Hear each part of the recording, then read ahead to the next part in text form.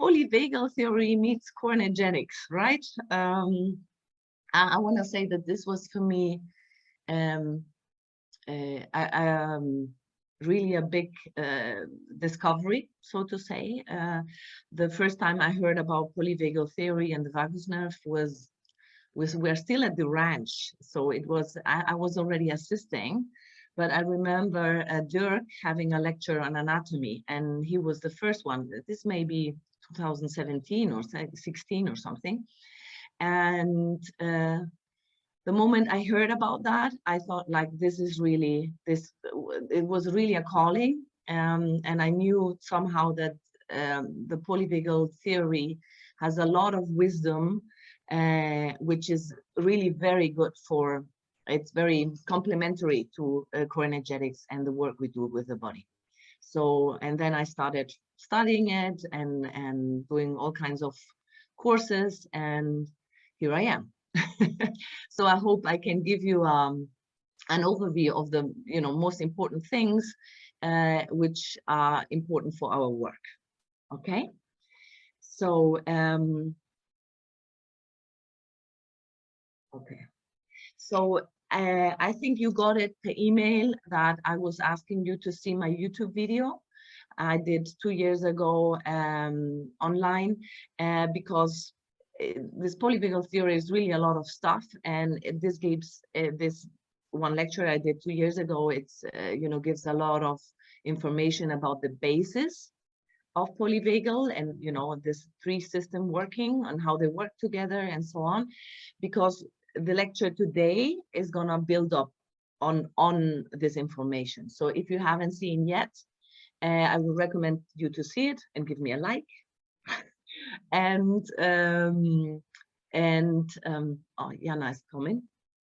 And because if you haven't seen yet, you may not understand some of the things we're going to see today, but it's going to be recorded, so you can always have a look. But in this lecture I explained the basics, and this is now advanced stuff, so to say. Okay. Okay, this is a hold on, I'm not seeing this.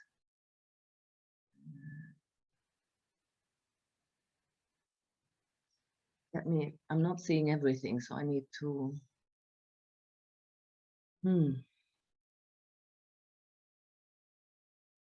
no. Okay, whatever. So this is from Sue Johnson. She's a neuroscience and psychologist, and I think this she has created this new term, which is homo vinculum, which is I think very much talking about polyvagal theory and putting the next step of Homo sapiens, which Homo sapiens was also vinculum, right? But it's just to make it clear how we need connection and safety is it's a biological imperative, and this is how we are done, how our body works. So I just like this sentence a lot, and I thought it was a good way to start. So this is really, we're gonna see how our body in service of safety is always looking for safety and connection, and this is what runs us all the time. And we see that in our work, but this is extremely it gets extremely obvious with the polyvagal theory, so to say. Okay. Okay, so we start just a little bit of historical background. Core energetics is based on Reich's characterology.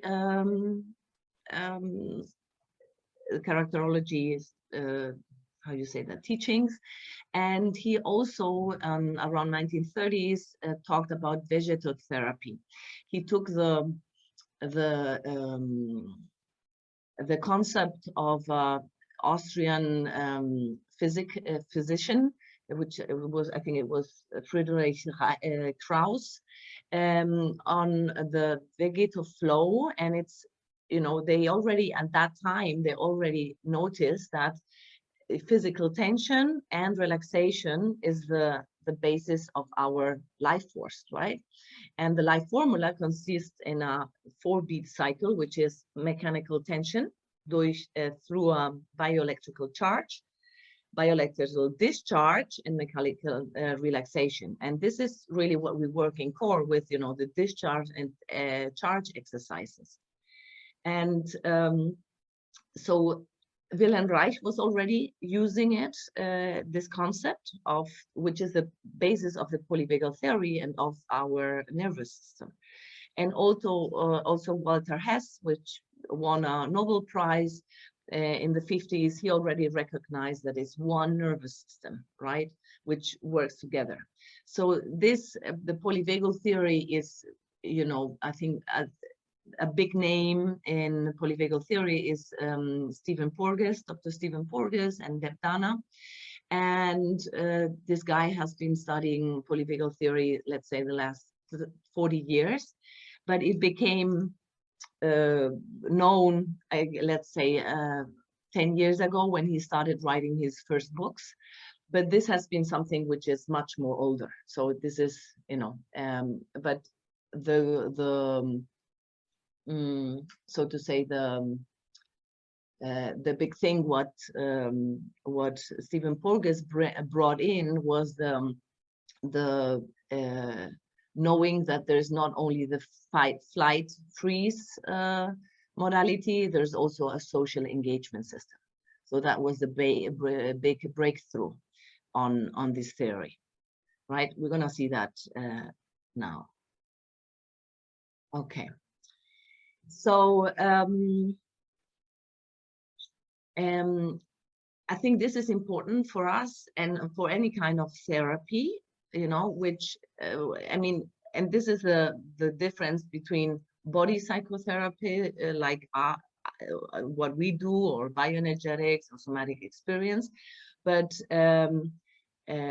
like what therapy has been classically been talking and the client's narrative, really what is underneath that is the quest of safety in the body, right? So what if Descartes had would have been polyvagal informed? This is how we call it. So you work polyvagal informed, and he wouldn't say, I think, therefore I am, but I feel, therefore I am. And if that would have been the starting of therapy, we would have probably be now in a different place. I don't know, but you know. So the groundbreaking vagal paradox, or what polyvagal theory, as I already mentioned, is saying, that is the understanding that the autonomic nervous system is not a balance, but has a hierarchy, right? And we're gonna see that because it's a hierarchy which is predictable, and which this is the way the body works. And we kind of see that in core, and we've been taught in that. But for me, this was like the underlying information I needed to understand more what is happening in the process work with clients. Am I going too fast? Is that okay, guys? Everything okay? Yeah? Okay. Okay, so this is what we're gonna do today. The big 3 chapters. And by the way, Josie and I thought that we could have a pause in between every chapter, so it would be around an hour every chapter, right? So that we can kind of move a little bit and get something to drink and so on. Okay, so we're gonna talk about neuroception, about this hierarchy I was talking about, and about co-regulation. And at the end, I will give you some exercises and some things that you can do with your clients, maybe, or for yourself. Okay. Okay, so neuroception. Neuroception is the the process, what takes place in the body through the nervous system, which takes in input from either the environment, either from my internal organs, or from experiences, meaning things that happen in between two people. And my nervous system is checking 24/7, every second. Is this what is happening outside, inside, or in between two people? Is it safe or is it not safe? And depending on the result of this checking, yeah, we have certain patterns, or our body has certain patterns of how to behave. And it's all in the service of survival. And this is really very important.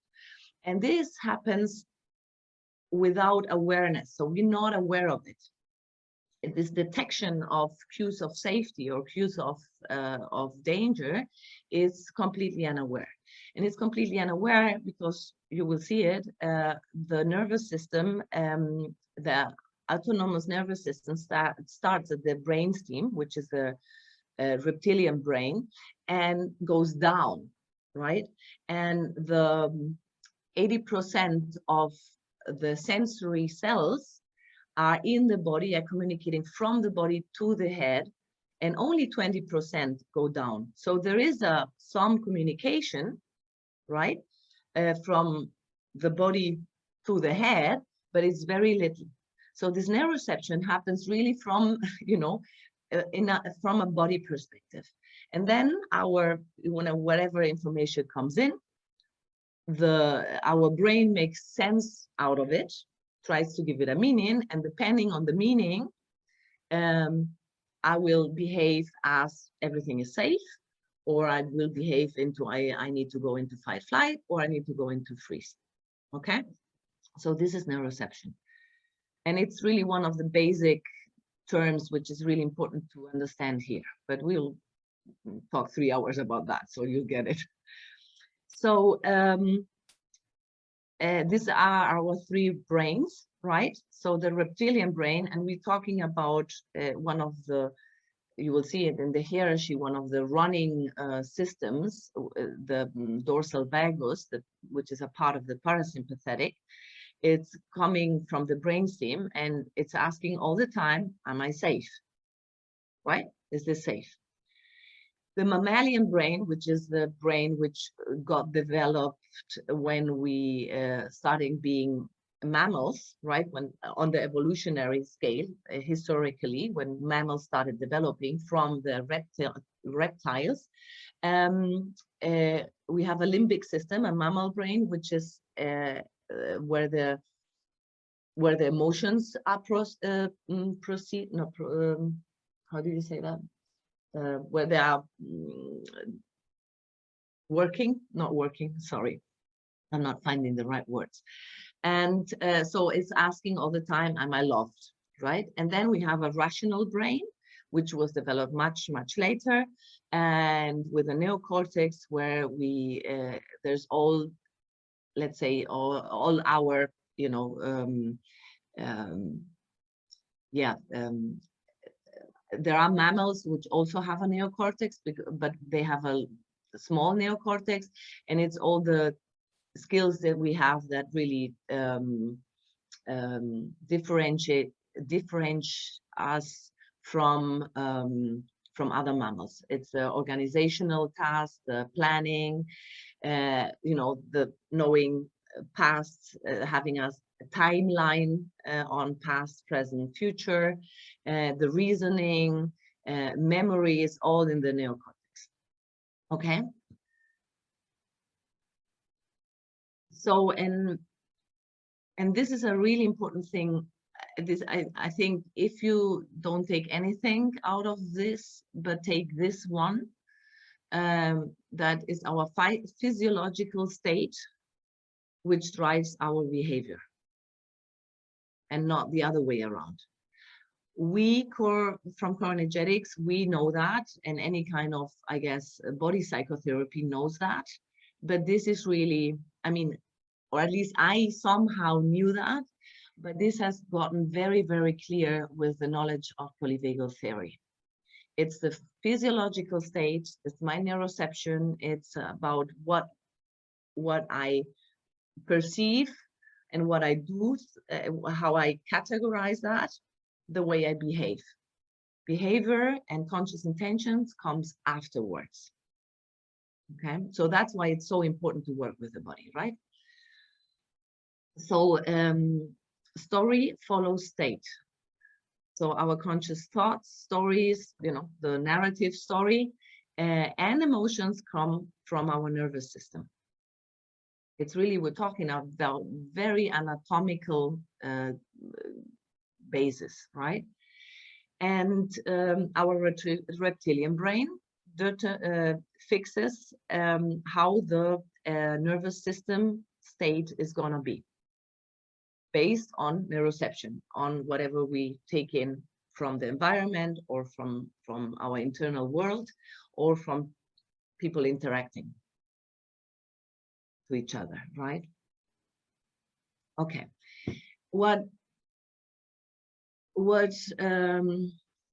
Yeah, I want to share two things which were also very important, at least for me, and were additional to polyvagal theory and core, was the teachings on occupational therapy. I'm not an occupational therapist, but I've learned a lot about occupational theory, and for me, this was like another bunch of theory and wisdom, which was very useful to understand core and polyvagal more, right? So, and I'm talking especially, some of you, I don't know, I think Maria, you do something like that. Maybe you know, maybe you don't, but occupational therapy is a big topic, right? But there is the basis of occupational theory are the primitive reflexes. So these are the reflexes which we are born with and are already in the uterus and start developing in the first years of life, right? And it's like the motor reflex or the grip reflex, you know, when you put the finger and the child gets your finger, or when you push him and there's this head movement, and what they do is they automatically open and close.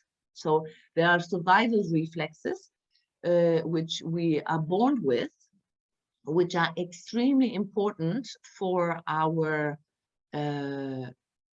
personal development and body development. And if they don't get integrated properly, we will have problems as we grow up. And just to put you an example, for me, I realized that I can do as much body work and, you know, co-work with a client, but if this client has the motor reflex not really integrated, which is one of the most important reflex, and it's the reflex that if you fall, if you're kind of doing this, that you do the counter movement. So if this is not really integrated, whatever movement you do with this, you're not feeling safe in your body. So a lot of, and I've realized that a lot of the schizoid and oral wound, a lot of these clients are not, don't have the primitive reflexes well integrated. So it's very hard work to establish security and safety in the body if, you know, whenever they do this head movement, their body is telling them, I'm not safe, right? So what I want to say with this is if you want to complete, so to say, your wisdom in body work and in co-energetics, I would recommend you to, you know, start studying some of the theory around primitive reflexes, because this is also like you know, I love core, and core is beautiful, but as any training, it's not completely complete. And polyvagal theory was one of the things that helped me understand better what is happening in the body.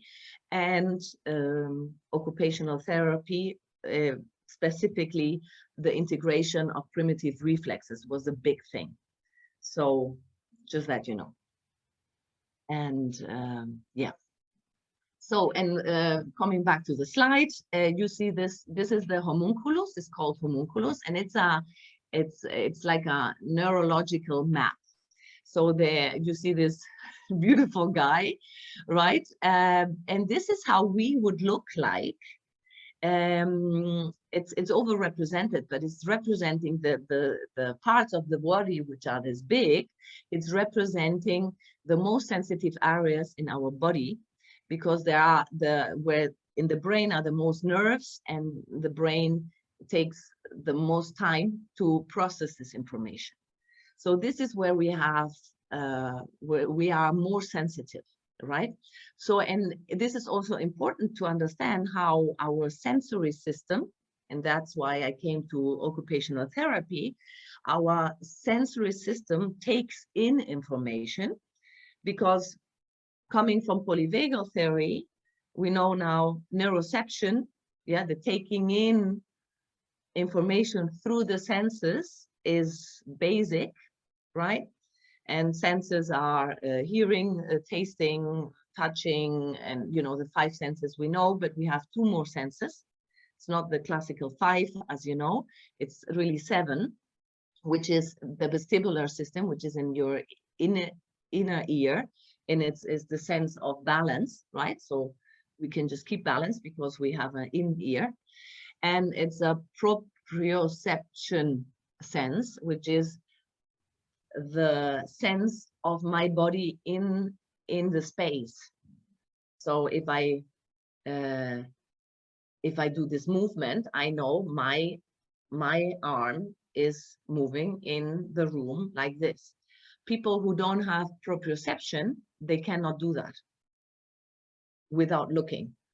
So, you know, I can close my eyes and do that, and I know where my arm is, right? I don't need to look at my arm to know where it is in the space.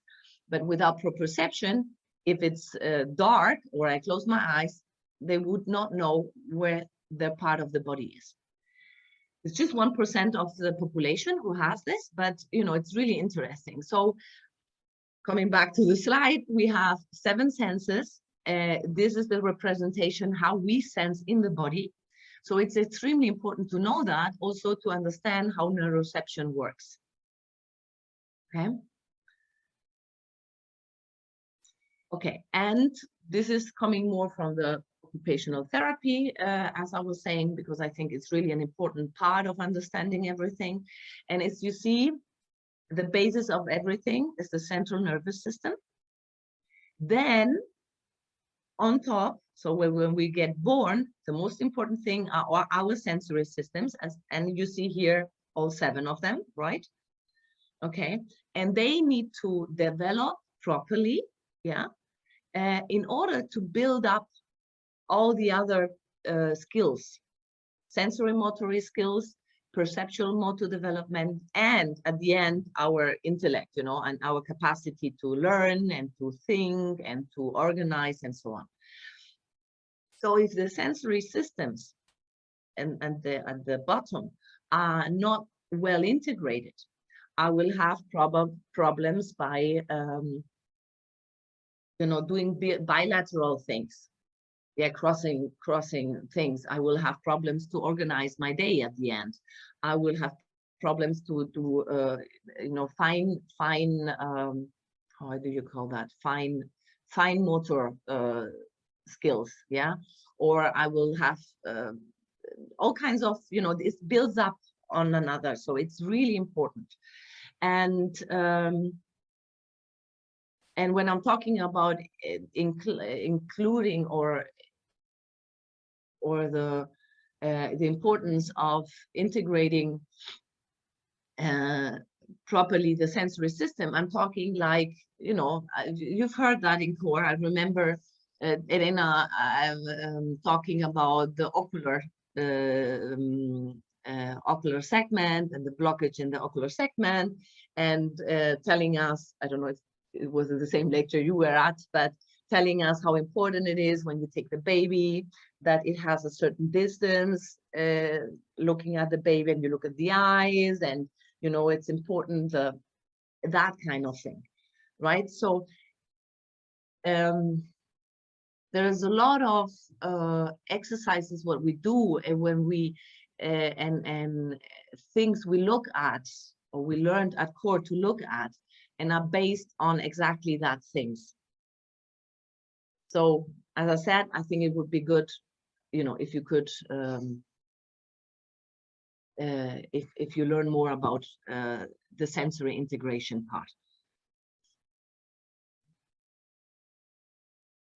Okay, yeah, and this is saying more or less the same I was saying, that learning, our capacity to learn, to and to feel safe, really, right? Because we cannot learn, you will see that later, if I'm in a fight, flight, freeze modus. If I'm in a defense modus, this is a subcortical process, meaning not involving the brain, the cortex. It's subcortical, not involving the cortex, meaning that when I'm in this fight, flight modus or freeze modus, I have very less or no, depending on the scale of the freeze and of the fight, I have very less connection to my neocortex, meaning I have very less connection to problem solving, to emotional regulation, to organization, all my skills that make me, you know, make us different, let's say, and make us capable to, you know, create things, are in the neocortex. And if I am in a sensory state and a nervous system state where I'm in a fight, flight, freeze state, I will not be able to access that property. Okay, so really sensory processing is incredibly important, and it builds up every other skills that we so. And of course, I can tell you that also almost all of us have, you know, any lack of integration of that primitive reflexes I was talking about, but we learn to compensate, right? So I mean, and the question is, how big is the lack and how we compensate? And the subcortical process, as I was saying, so everything what is based on senses and autonomic nervous system must be first organized before the cortical, the neocortex cognitive process can be efficient. Okay, so if we are working, this translates in core, and if we're working with a person, I mean, and this is why we need to work with the body, and it's an imperative. But you know, you have some. I guess you had the experience of having clients which, you know, are more, let's say, intelligent than others, and are more capable in a state, not intelligence. This is I'm taking this back. This is not true. Let's say you have clients which are more capable or less capable in a state of anxiety and disconnection, either to connect to their head and their thinking or less, right? So, but the important thing here is to calm, to reestablish a functional, regulated nervous system, so that they can understand what is happening to them, and then they can access their logical thinking, yeah, and awareness, and to bring awareness for what is happening. But the process is bottom up. Okay, and really this is what we do in core, right? I mean, I'm not telling you anything new, but I just, for me, all this occupational therapy and polyvagal just undermined much more the importance of working with the body and really understanding how the body works. Okay.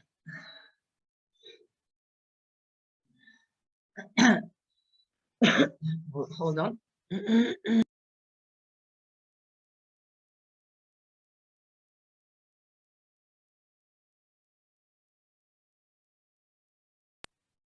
Okay.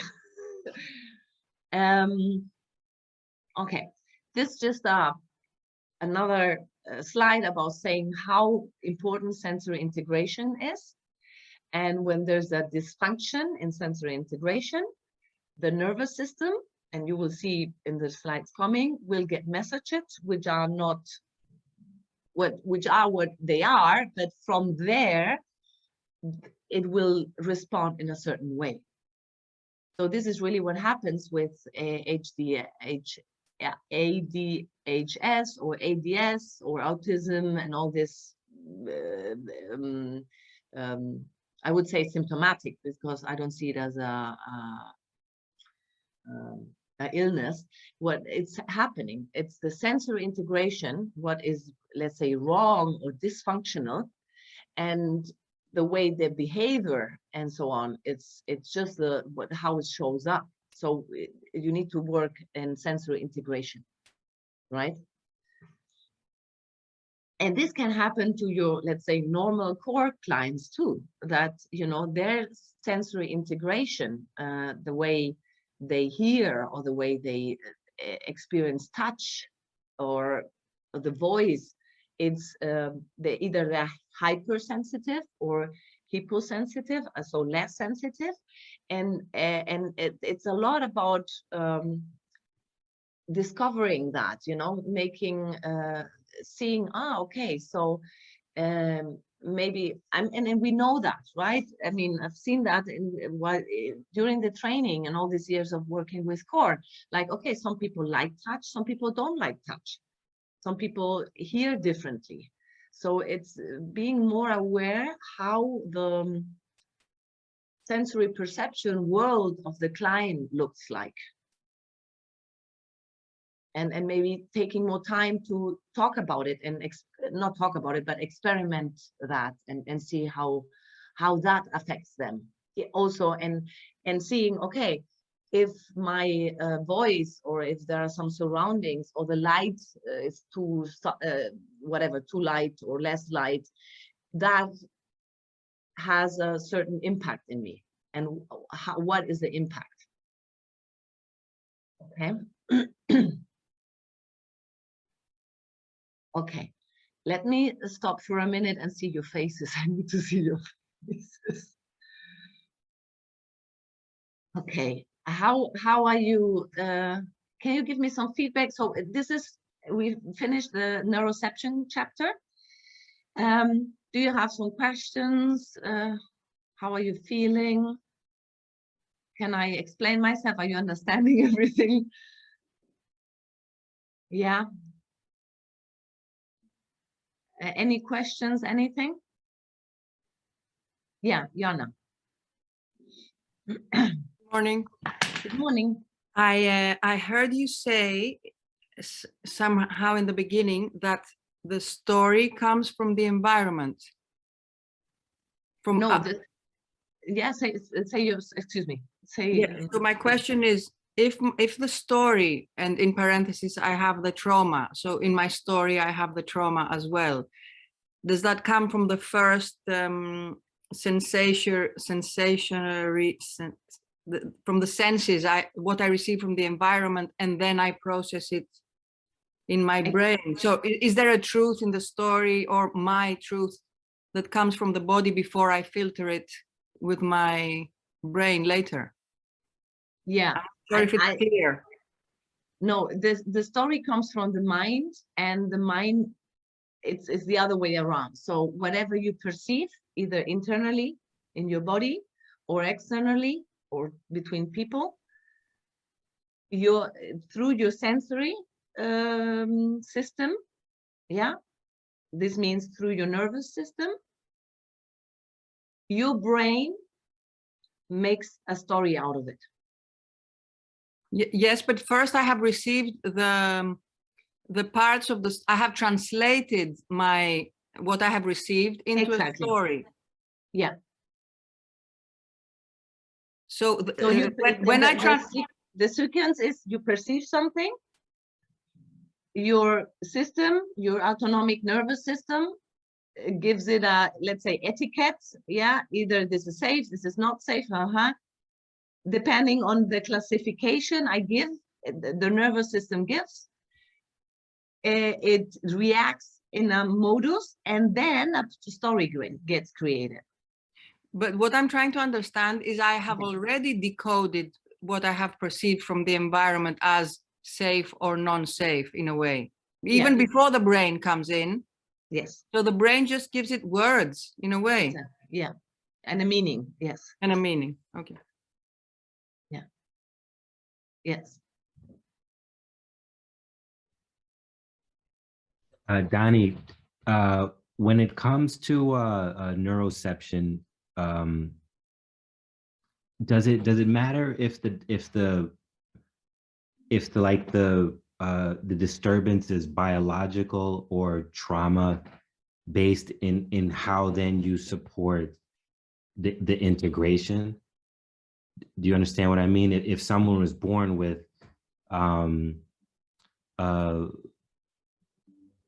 through their birth, their development is stunted and they're not taking in the sensory cues in the same way, or their tolerance, let's say, for some sensations is more than average, or it's something later, trauma, creates that now my senses, I become blind, or I lose my hearing or my sight, or just my ability to perceive my senses in an appropriate or a way to integrate into my life or continued development.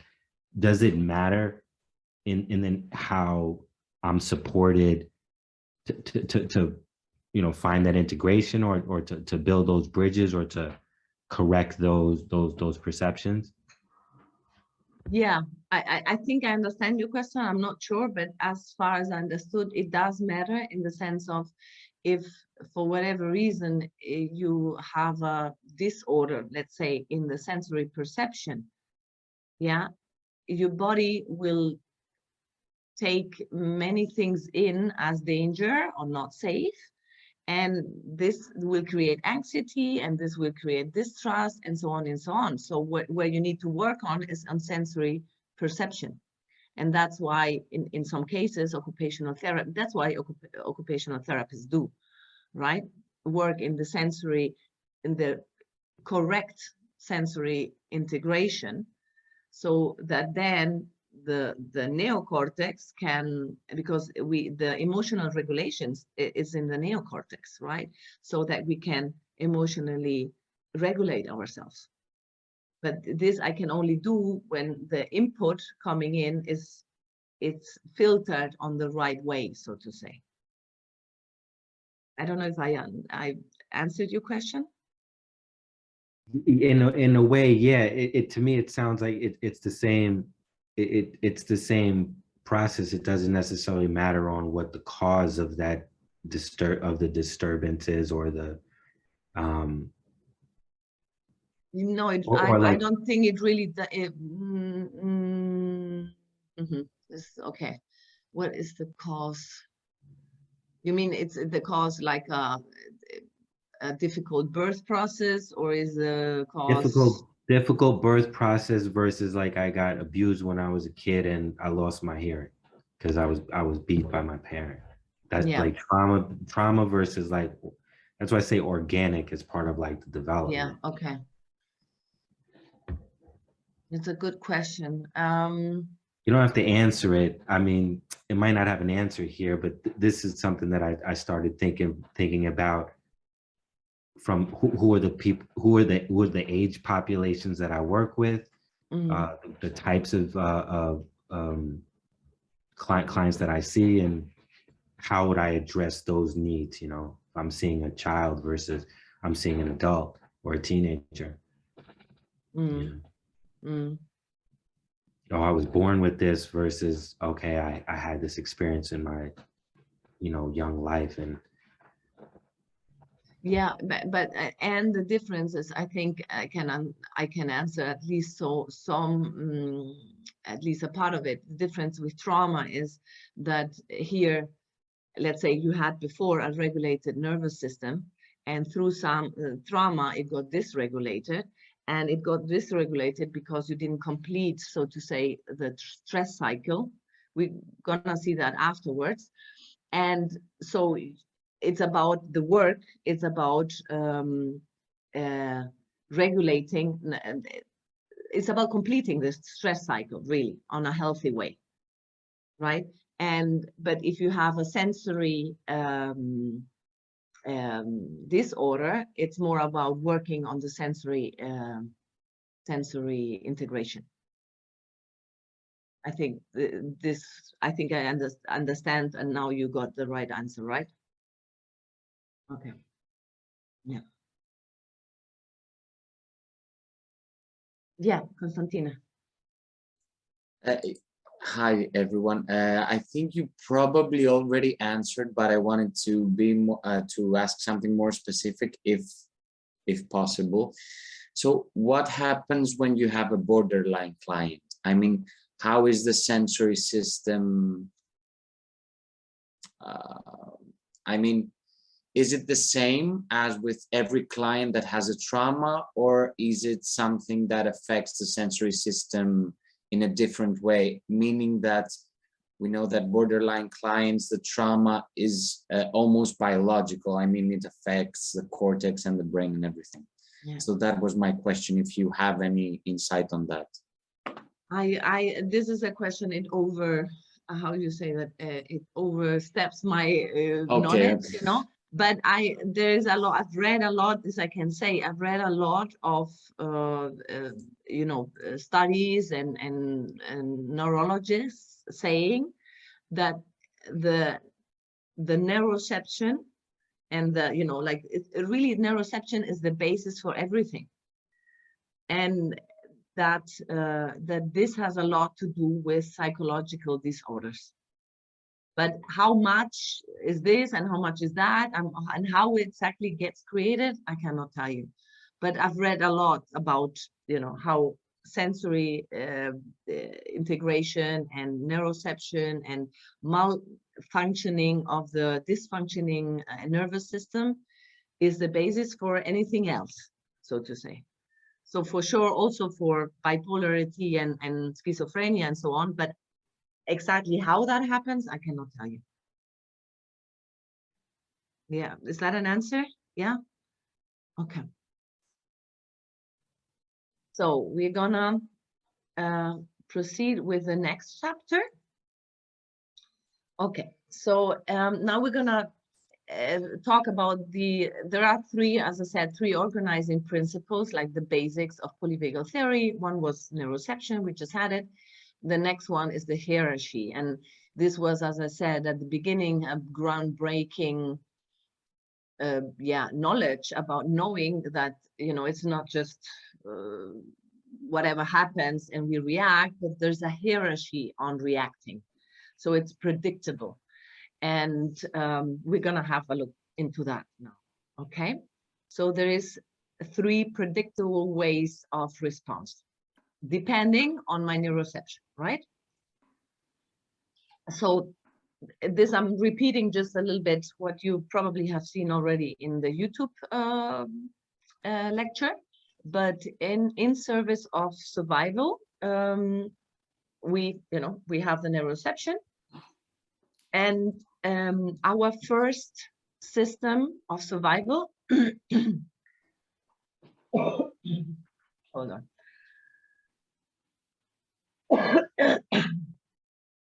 Sorry. Our first system of survival was created when we were still reptiles, over 500 millions of years ago, and it was our immobilization system, which was the dorsal vagus. We will get more information around that. So our reptile solution was freeze, right? Energy saving. You know, the example, the mouse and the cat. The mouse get caught, they faint, and they hope that the cat doesn't have any interest more in them, and then they at some point they wake up, and if they're lucky, they survived, right? And then after with evolution, and this is really important, this is why the hierarchy, or how the hierarchy gets created through evolution. 500 million years, 400 million years was the mobilization system, when we started walking. So, you know, I mean, not we, but there were other animals who started walking. And then we had then another resource on nervous, on a nervous system basis, which was the mobilization system, where I could decide if there's a threat, I can fight or fly, and through mobilization, through action, right? This is the sympathetic. And just 200 million ago, so it's not that long, right? When we started developing as a mammals, and then, you know, our species started developing, the social engagement system got created. And this is a branch, so to say, branch of nerves, which are called ventral vagus. It's a circuit. It's not just one nerve, it's a bunch of different nerves, but where we started, because we were starting to, you know, to live with other people of our species and so on. It's called the social engagement system. So whenever we thought there is danger, we would try to communicate and look for a solution through communication, right? And social involvement. And if it's not possible, then we would try to mobilize, or then we would go to the freeze when it's a life threat danger. Okay, so these three autonomic states go in line with the mammal evolution, or, you know, with the evolution anyway, and it's hierarchy organized. Okay, this is really the basis of it. Okay, so this is how our nervous system works, right?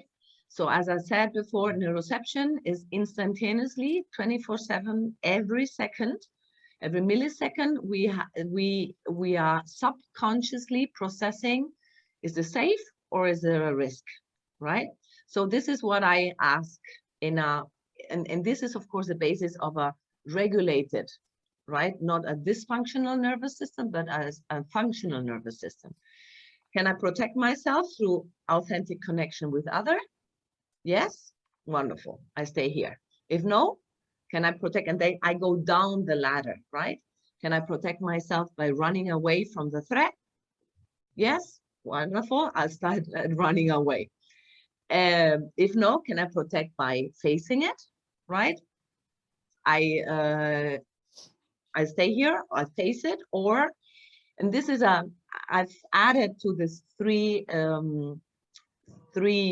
states, I added a fourth one because it's, for me, it's it's a fourth one, because I still have the alternative to be submissive. So I'm still in action, right? I'm not completely in a freeze state, but I can be submissive by rejecting, and this is important for us in our co-work, right? How we do that, by rejecting or suppressing myself. This is also a state, an autonomic state, right? And if I cannot do that, then I will either shut down, disconnect, dissociate, collapse, and in the worst case, really faint, or faint, is it right? Faint. So this is really what our nervous system is doing, right? And as I said, regulated in a functional way. But many of us, because of trauma, because of ongoing stress or whatever, are always in one of these states, or we jump from one of the other, right? And I will tell more about that now. Okay, so how to use the we call it polyvagal ladder, right? So because it's really, as I said, this hierarchy of response. We jump from one to the other, and, you know, going upwards is the longing to connect, right? Ventral vagus. This is where we want to be, and you'll see it later. This is not where we want to be all the time, because this is where I want to be here with you now, connecting, having an authentic connection, you know, be in service of you, bringing you, you know, sharing my wisdom. But then when I go down the stairs to go to the supermarket and I need to cross the street, I need to be, my system needs to be in a kind of sympathetic, because I need to walk, I need to take action, and I need to watch out of the cars and so on. So it's not about being all the time in a playful and ventral vagus and completely relaxed and in connection. And it's about having a flexible nervous system, right? Which is adapting to the environment. So the nervous system is plastic as the brain, and it can learn to stay more activated than necessary. It's what I was talking about, that, you know, through trauma or stress or whatever experience we had, we stay in a state of chronic defensiveness. And just as you just asked it, right, in like in some psychiatric or behavioral disorders, right? So and it compromises that social engagement system, right? So we need to learn, or we need to teach them, this person, we need to work through, working through this polyvagal ladder. This is kind of the work on a polyvagal informed therapy. You would work with the client, you know, you would teach him about this theory, and then you would kind of bring awareness of, okay, how are you feeling now?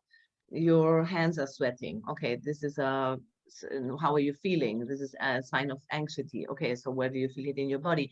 And to bring awareness to how his nervous system is reacting to whatever is happening here. Okay, what we do with core, right? Part of it, we do it like that. We just don't put it names and we don't explain what is happening. But this may be very, very useful to apply some of this knowledge into your praxis, into your office. Okay, so as I said, it's in service of survival. So this adaptive survival responses are held in a story, and it's entered automatically. And as I said before, it's a plastic and it remembers. So, you know, it gets in the nervous system gets also in a routine of giving an answer, right? So they become habitual autonomic responses. And that's also how, you know, the vicious cycle and the story gets created. And each state has its own somatic signature. And it's a set of bodily sensations and behaviors and emotions you have for each state. And we're going to see that now. But you can use that knowledge or knowing, okay, when I'm in sympathetic state or in dorsal vagus, I will feel this and this, or, you know, so, and to let's say, to recognize where am I right now, and knowing that I can go the ladder up and down. This is an ability our nervous system has. It just needs to relearn it, right? And Dana has this beautiful, I love this, this beautiful sentence that she says, you know, we all have, I'm talking about now the habitual pattern, the habitual autonomic response. And this is called the home away from home. So as mammals, our home is really to be in ventral vagus, to be in connection with others. Remember the first sentence I gave you this morning, you know, homus viniculus. We want to be in connection with others. We want to be safe, and it's a biological imperative. We want to be safe and in connection with others, right? But and that should be home. But because of our story and whatever we perceived and so on, we have an habitual autonomic state, and that becomes our home away from home. Like for me, most of you know me, my home away from home would be sympathetic, doing action, right? And that's where I would feel comfortable. And it's still like that, right? Not always, and I'm getting better, but you know, that would be for me years since I kind of got it. My home away from home, where I would feel comfortable, would be sympathetic in doing all the time, right? So it's about recognizing this, bring awareness, and saying, okay, I feel comfortable in this. This is my adaptive survival response, and I don't need that anymore. And let's look for a place where I can see cues of safety, where, like I was feeling when we first connected, and I was seeing all of you, we were waiting to start. You know, I was being connected with me, and I was seeing your faces, and you know, I was going into ventral. So it's about teaching the nervous system to recognize this this cues of safety more and more and more, so that we can move the ladder up and down more flexible, so to say. Okay. And last sentence, the autonomic nervous system shapes experiences of safety and impacts and the ability to connection. Okay. You're gonna get the slides, so you know, just that you know, I didn't mention that, but so yeah. So again, I hope you understood the concept of neuroception. You know, so the ability the body has to perceive the surroundings and within me. So there's a neuroception of safety, which there are certain nerves. The ventral vagus.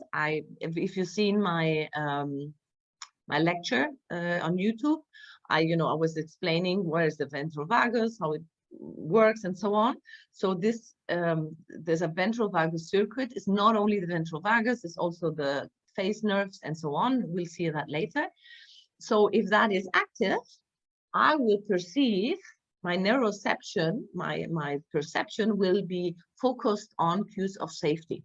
And I will be social and calm and engaged and connected and grounded and safe and secure and so on. If I have more neuroception of danger, like the old Daniela, right? My sympathetic circuit, the nerves in my body of the sympathetic will be more active, so that I will perceive danger or threat everywhere, and therefore I will be behaving in a certain way, like mobilized and vigilant and not trusting and aggressive or avoidant and so on, ready for action, doing all the time, right? Or I have a neuroception of a life threat. Really, this is about life and death. And my dorsal vagus circuit will be activated more than the rest, so to say, right? So this is how I will behave. And we're gonna see that more in detail. Okay, so what are the characteristics of a dorsal state? We're gonna go bottom up. Okay, dorsal state, red one, right? So neuroception of life threat. The body goes into maintenance mode, the heart rate goes down, the breathing goes down, the digestion goes down, everything goes in a maintenance mode, like really, almost fainting. And you see that in the, that's the collapsed body, the not breathing, the no energy body, right? Because this is really what is happening on an anatomical nervous system level. So I collapse, I feel numb, there's despair, I feel detached, I'm disconnected, I'm dissociated, foggy, I'm not here, really present. I feel alone, lost, abandoned, unreachable, hopeless, confused, wanting to disappear, not wanting to make connection, really, holding back and hiding, not feeling, almost a sense of not being, and yeah, there's no hope. And this is the story. And now I'm talking about if my nervous system is in a neuroception of life threat, this is going to be my story. You know, and we work with the stories. That's the stories we work in core, right? So yeah, somebody comes and he's collapsed, he's in depressive, burnout. That's it. So it's good to know, okay, the neuroception on the nervous system, it's on dorsal vagus, right? I'm trying to give you, and I hope I'm being successful in this, like how I learned to see this more from a body perspective, what is happening really in the nervous system, in the body, right? So this is the story. And this is how I will feel, the body will feel like, and this is how I will behave in this shutdown state, in this freeze state, right? Shame, grief, confusion, collapsing, sinking, drowning, terror, right? We know that. Extreme distress, unworthiness, hopelessness, disconnection, numbness. The body feels like there's a slow heart rate. My nervous system is on maintenance. You know, what I perceive around in my body or around me, it's life threat. My life is on danger, and that's why I will have all these body symptoms. Yeah. You know, the cold hands and the extremities are cold. You know, the typical, let's say, if you, I mean, this is the typical symptomatic, let's say, of an oral schizoid type, right? But this is also their wound, right? The life threat, the non-survival. So the more as I see it, and I'm giving you now my own perspective, and I haven't read about that, but this is how I see it. When polyvagal and core is the shutdown states are more, if you are in a dorsal vagal, in a freeze, this is more the body response of the younger characterologies, schizoid and oral. I mean, and you see it, if you read it, you recognize that. But it's also, of course, the stages in life where there was really about survival, right? So knowing that I'm having, you know, having my client and I see probably his orality and his schizoid part, but knowing also, okay, there's a nervous system behind that that is not functioning well. It's a good thing to know, because now, I mean, you'll see it now. I hope this is what I can teach you, that you can move to the, you know, we're down in the ladder and you can move to the mobilization. And this is really what we do. We start charging, right? We start with schizoid and oral. What we do is we start putting energy in the body. So we use the sympathetic, we go up the ladder, we use the sympathetic to charge the body of a schizoid, yeah, to bring energy. So, and then we want them to regulate and go to safety, which would be the green, the vagus, vagal state. I'm sorry. So, yeah. You're gonna get this, so I'm gonna go through this, but I mean, this is, you know, the typical behavior of somebody who is in freeze collapse, right? Okay, sympathetic state, we're moving up, right, in the ladder, and it's the solution is through movement.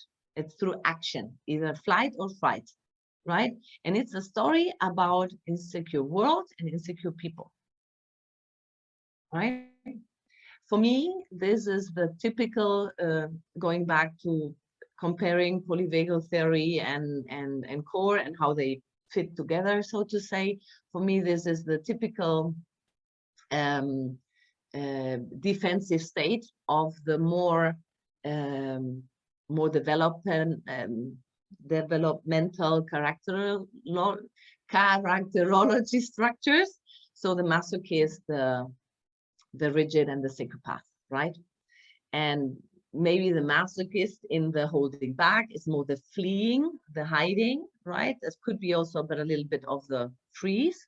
And for sure, the psychopathic is the fighting, right? So I think every characterology has his typical, you know, nervous system response. Yeah. So the story here is about feeling unease, you know, not trusting anyone. I have a lot of anxiety. I'm tense. I'm restless. A lot of restlessness, active aggression, or passive aggression, depending. But I feel aggression, right? I'm alarmed. I'm hypervigilant. I can get into this rigidity. I'm impatient and reactive. I'm not able to focus.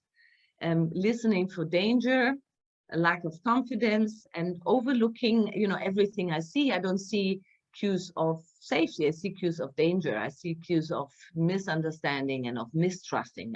It's a lot of, I misread a lot of cues, which this is true for freeze too, for the other state too, but yeah.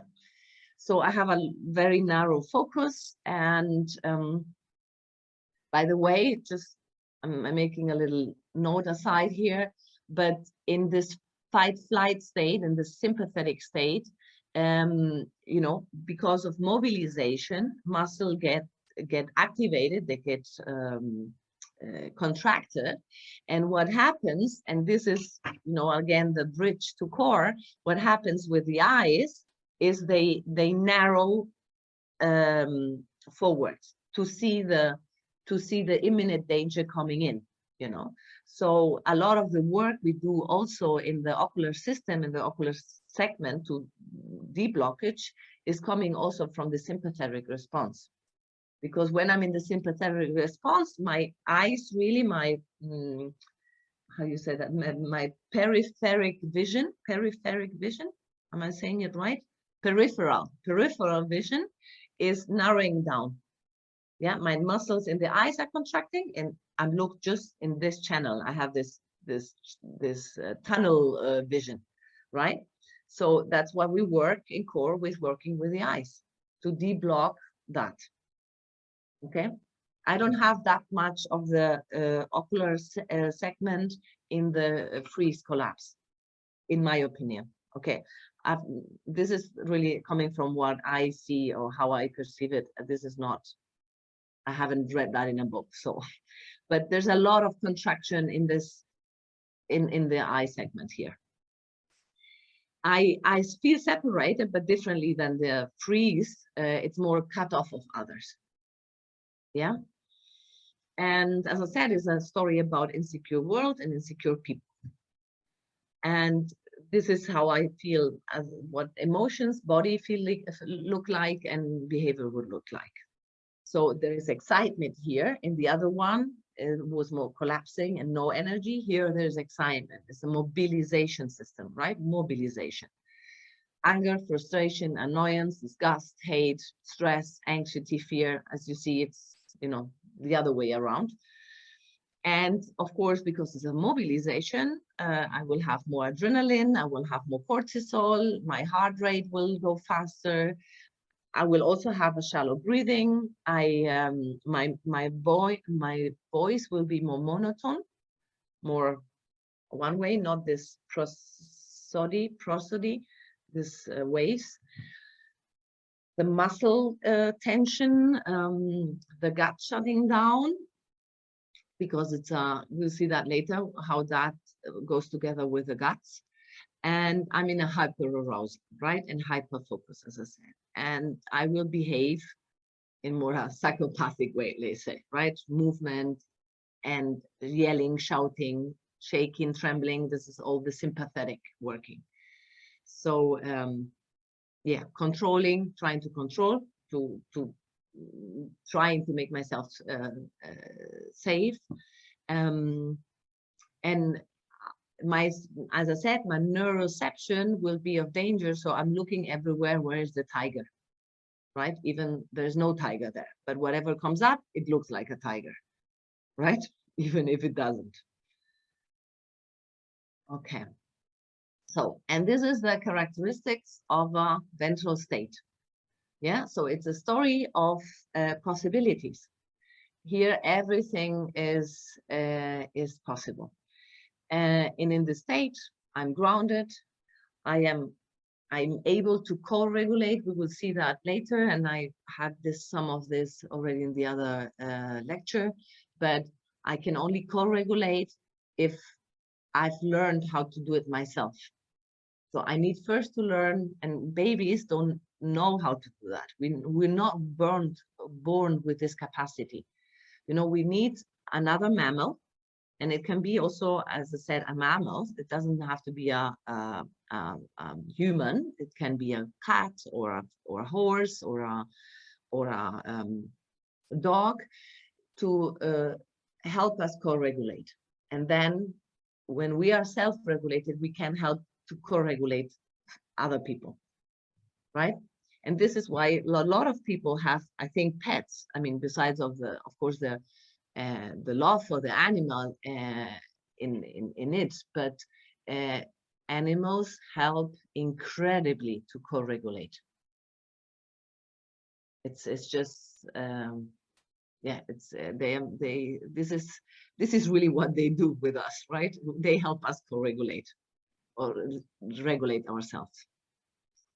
So I'm in tune with myself and with the others. I feel empathy. I can tune into the moment, be present, and then eliminate distractions, right? I'm resourceful. In this state, as I said before, I have a good connection to my prefrontal cortex and all my my skills of my prefrontal cortex, emotional regulation, planning, organizational skills, logical skills, abstract thinking. Everything is there. Now I'm communicating with my head, right? Before that, I'm not communicating with my head. So, and this is a big thing, I think, in companies. I mean, everywhere, but as I see it in the business world, where they are so demanding of their employees of being leaders and employees of being, you know, of performing. You know, there's so much focus on performing on businesses. But what businesses have not understand yet is if I have employees which are not in ventral state, who, you know, feel because of Corona, because of the war, because of maybe they are fearful that they lose their job, or whatever reason, if they're not in a ventral state, they cannot perform.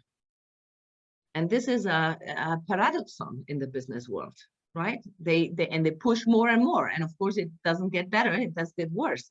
So the more you push, and that's why, this is my own opinion, that's why all the burnout and all the depression is taking place, because businesses have not understand that they need to create, companies need to create a safe place to work, and then they can demand or they can expect from their employees to perform, because then anatomically they have a connection with their cognitive skills.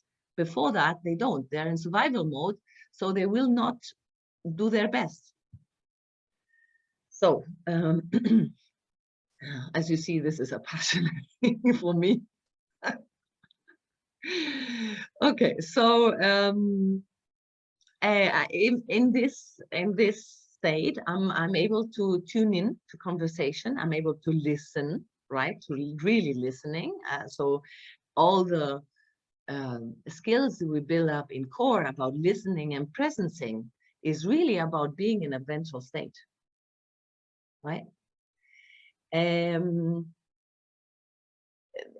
you can see, I mean, for me was like the thing to know when I started reading about all this stuff is like, I don't know if you have it, but you know, before Corona, you would go to a bar and I would feel like, you know, if there's a lot of noise, surrounding noise in a bar, and I want to talk with somebody, I could not connect because I was so busy hearing the rest of the surrounding noise that would really make me very anxious. So I could not really listen to the person, right? And I could not relax, and I could not get into connection.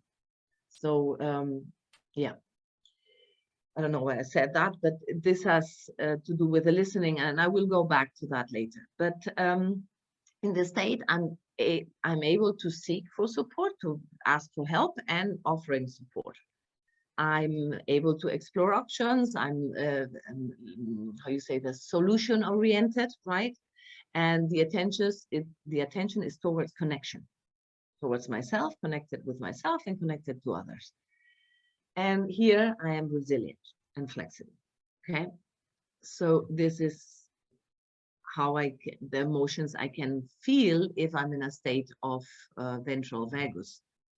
I can feel joy, right? I can feel hope, love, awe, connection, contentment, curiosity, compassion, security, centeredness, and so on. And my heart is calm. I have a soft, expressive gaze. I have a good breathing. I have a relaxed posture. I have prosody in my voice, meaning prosody is that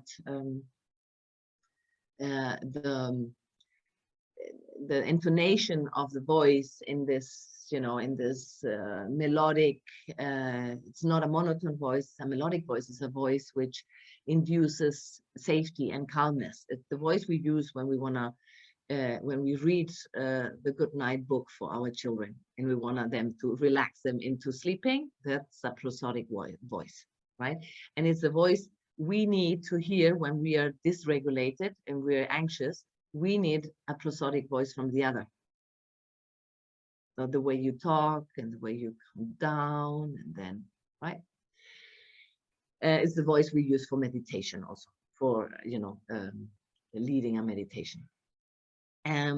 Yeah, and here I will be creative. I will, I can perform. I'm problem solving. I can collaborate. I have mindfulness. I can connect. I have an expressive movement, and so on. Okay. So just as a wrap up, so I hope you understood. It's not about being always in a ventral state, in the green state. Because as I said, when I go down and I want to go to the supermarket, I need to be in some kind of sympathetic to, be aware where other cars, I need to cross the street, maybe somebody who doesn't look trustworthy, maybe I want to change across the road, if I'm not in a safe place and so on. So it's about having a flexible nervous system that responds appropriately to the environment.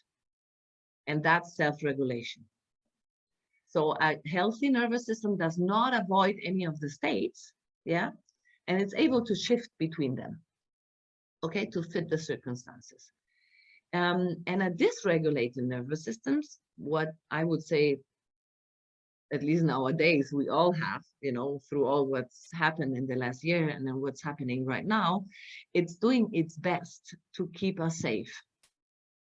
And this is a big, important thing to be aware. Okay, so people are not in a defense. We know that, right? From quote.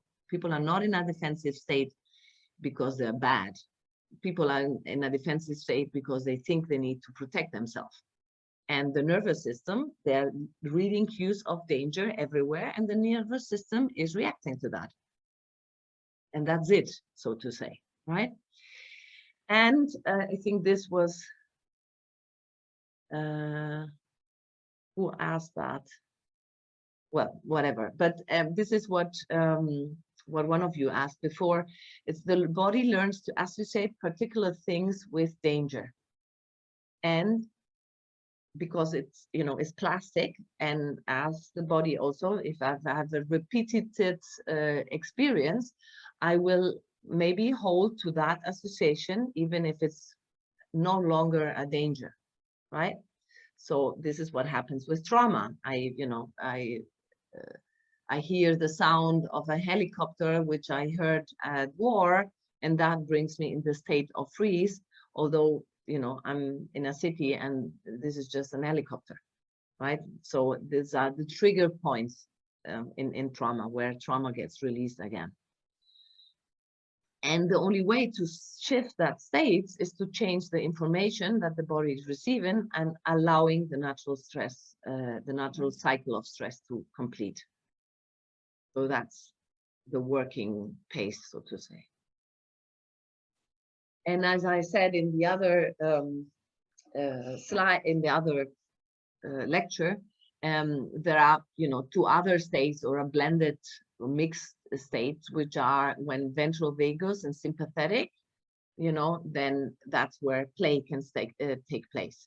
Play, movement, dancing, sex, excitement, setting boundaries. I need for setting boundaries, I need a certain energy of no, right? To kind of make it clear, but it's not an aggressive no, right? And the same, I need to be in ventral vagus and dorsal, the combination of both in a right way. Then I can calm down, I can meditate, I can do yoga, I can have a deep relaxation, I can have intimacy, and so on. Yeah, I think that's it. Okay, no, yes, I have an exercise. And this is an exercise I would like to do, with you guys, and that you can do also with your clients. So, knowing what you know now about the states, what is your neuroception? We call this mapping your autonomic state. So when you're in a, and write this down, and I'm gonna stop the sharing so we can have some sharing. But how is the world, what is your neuroception of the world when you're in a state of ventral vagus? How are you as a person? What do you do? How do you behave? What are you feeling? How does your body feel like? And how is the world? How do you perceive the world in a state of ventral vagus? How are you feeling, doing, behaving? How does your body feel in a state of sympathetic, in the fight flight? Is it more fight? Is it more flight? And how is the world? How are you perceiving the world in this case? And the same question when you are in the dorsal vagus, which is the immobilized, collapsing, freeze modus, right? So, yeah, maybe you want to take some minutes and we can maybe share. I'm gonna, hold on.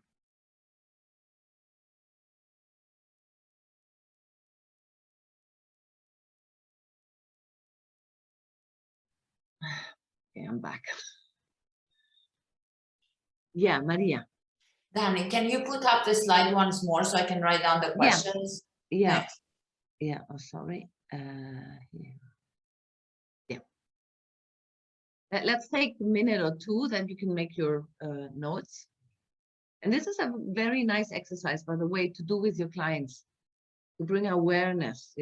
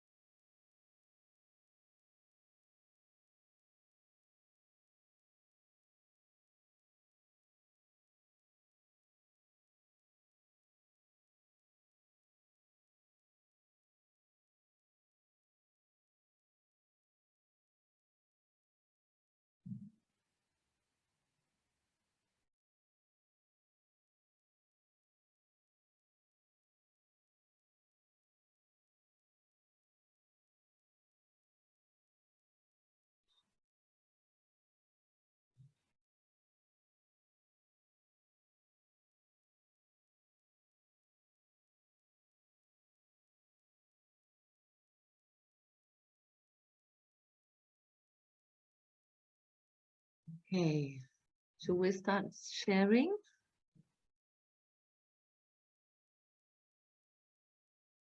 I'm gonna stop because if not, I cannot see you. That's my problem.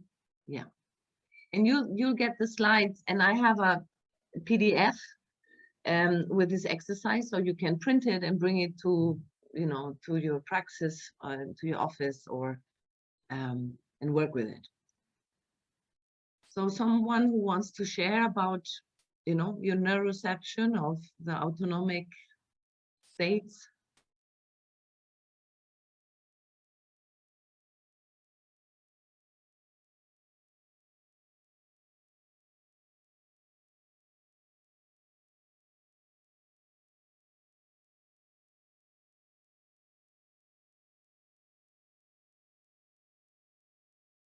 Maria. Okay, so what I'm noticing is how fast you go up and down the ladder. Yeah. So it's like I'm staying with something, and then a thought comes up, and it takes me down the ladder again. And then I need to connect with the body to take me back up again. Okay. So it's difficult to pinpoint just one state, unless I guess I take something really drastic, dramatic, and I can stay there. But I noticed that for the everyday experience, it goes really up and down very fast. So it's not a question of saying this is it. I think just going back to the breathing, I realized now it makes it easier. I mean, it takes me back up. That's what I mean. Yeah. And with the breathing, it's very important. We will see that later. It's breathing is a vagal break. That's why it takes breathing, and that's why we work so much in core. It breaks you back to the body, and I'll explain more to the breathing and how that works with the vagus nerve later. Yeah, and having a system who goes up and down all the time is pretty good, right? Because it's flexible. Yeah. If I'm just stuck in the anxiety in the right all the time, that's where it becomes really a problem. So I would say right now at least, and of course it changes, and of course it changes depending on what is happening, right? But right now you have a good, healthy, self-regulated system, right?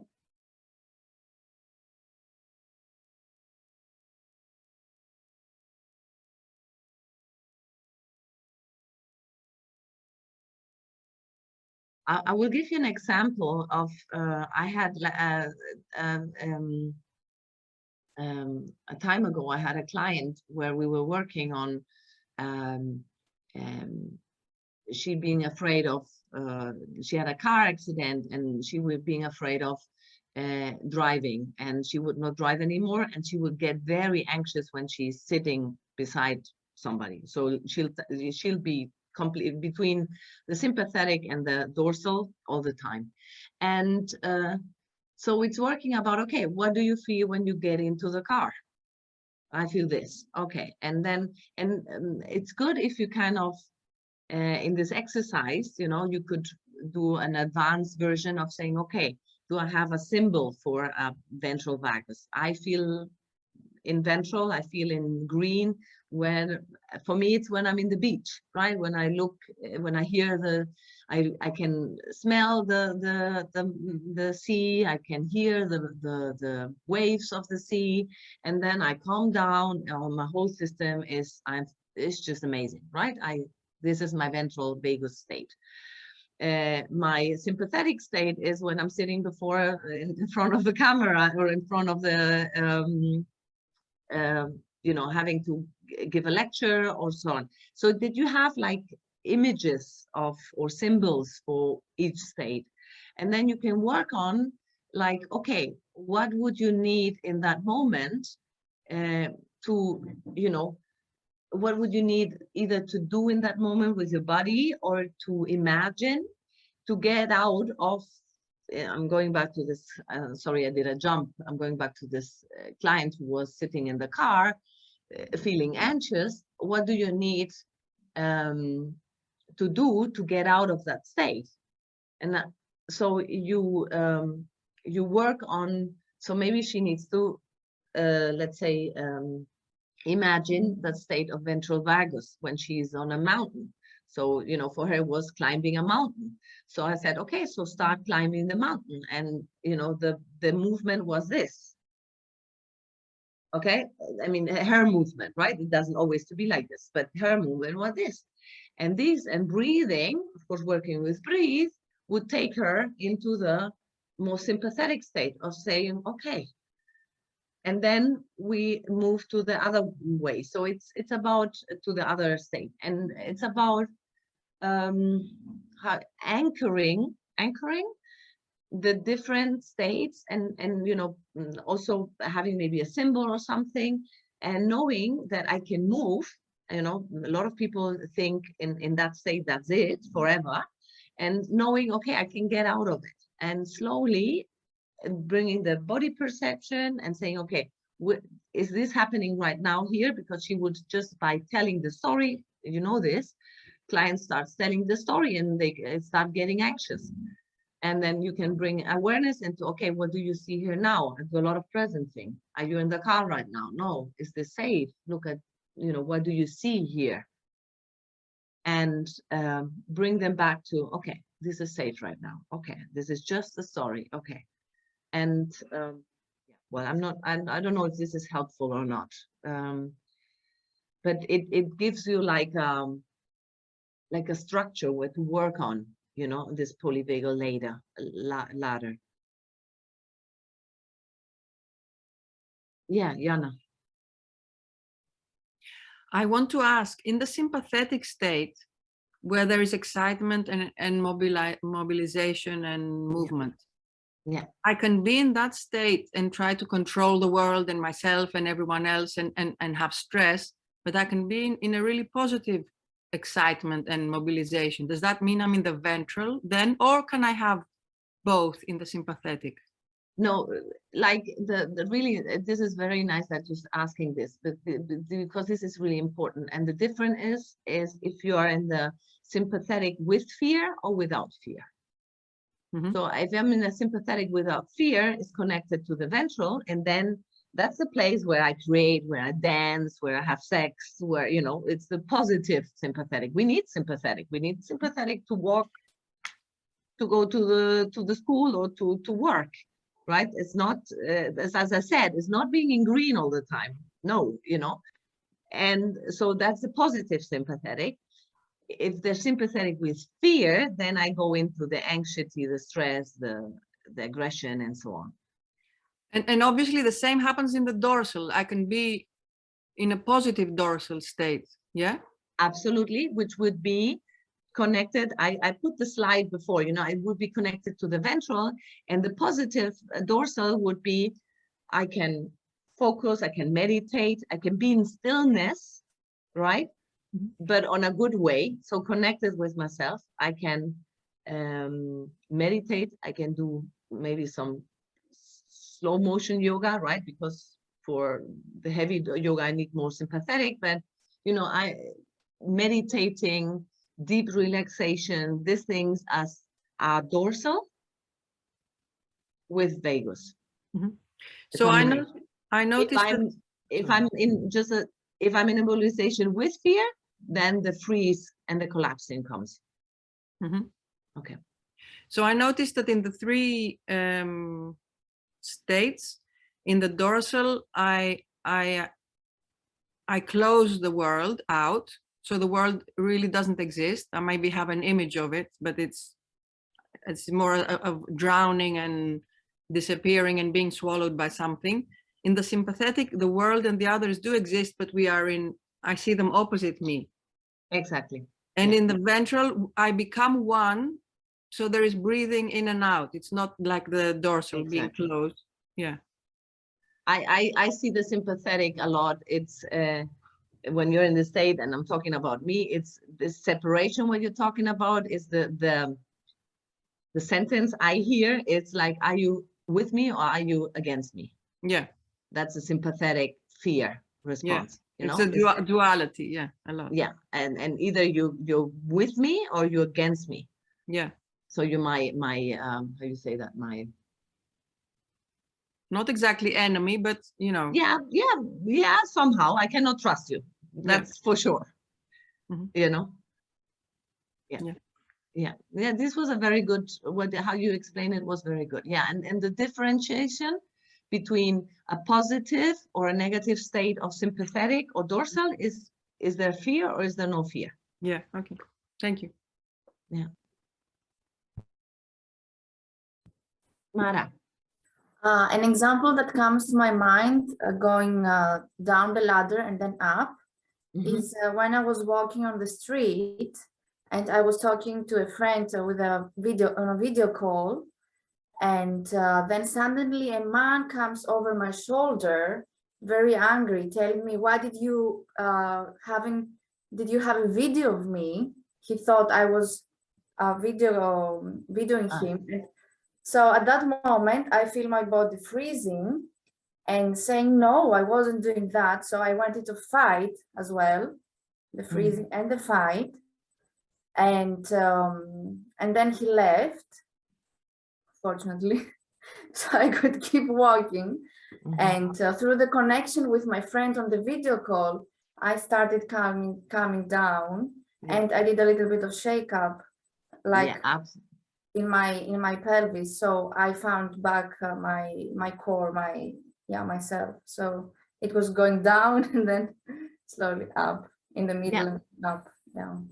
Yeah, the beautiful example how it should be, you know. So it was perfect, but you did the two very important things. You moved, right, from the freeze. You need to move, you know, go up in the movement. That's why we do in core, right? We charge and discharge all the time, right? Yeah, and you had somebody to co-regulate you, to help you co-regulate, and this is it, really. I mean, you know, so it was a beautiful example what you gave, how to, that's a natural organic thing, you know, what happened. So after that, you were okay. Yeah. If you wouldn't have moved and you wouldn't have the co-regulating help, I would be stuck. Yeah. So, and this is, if this happens on a big thing or no, or something which is really traumatic, then you stay in this state. Yeah. Thank you.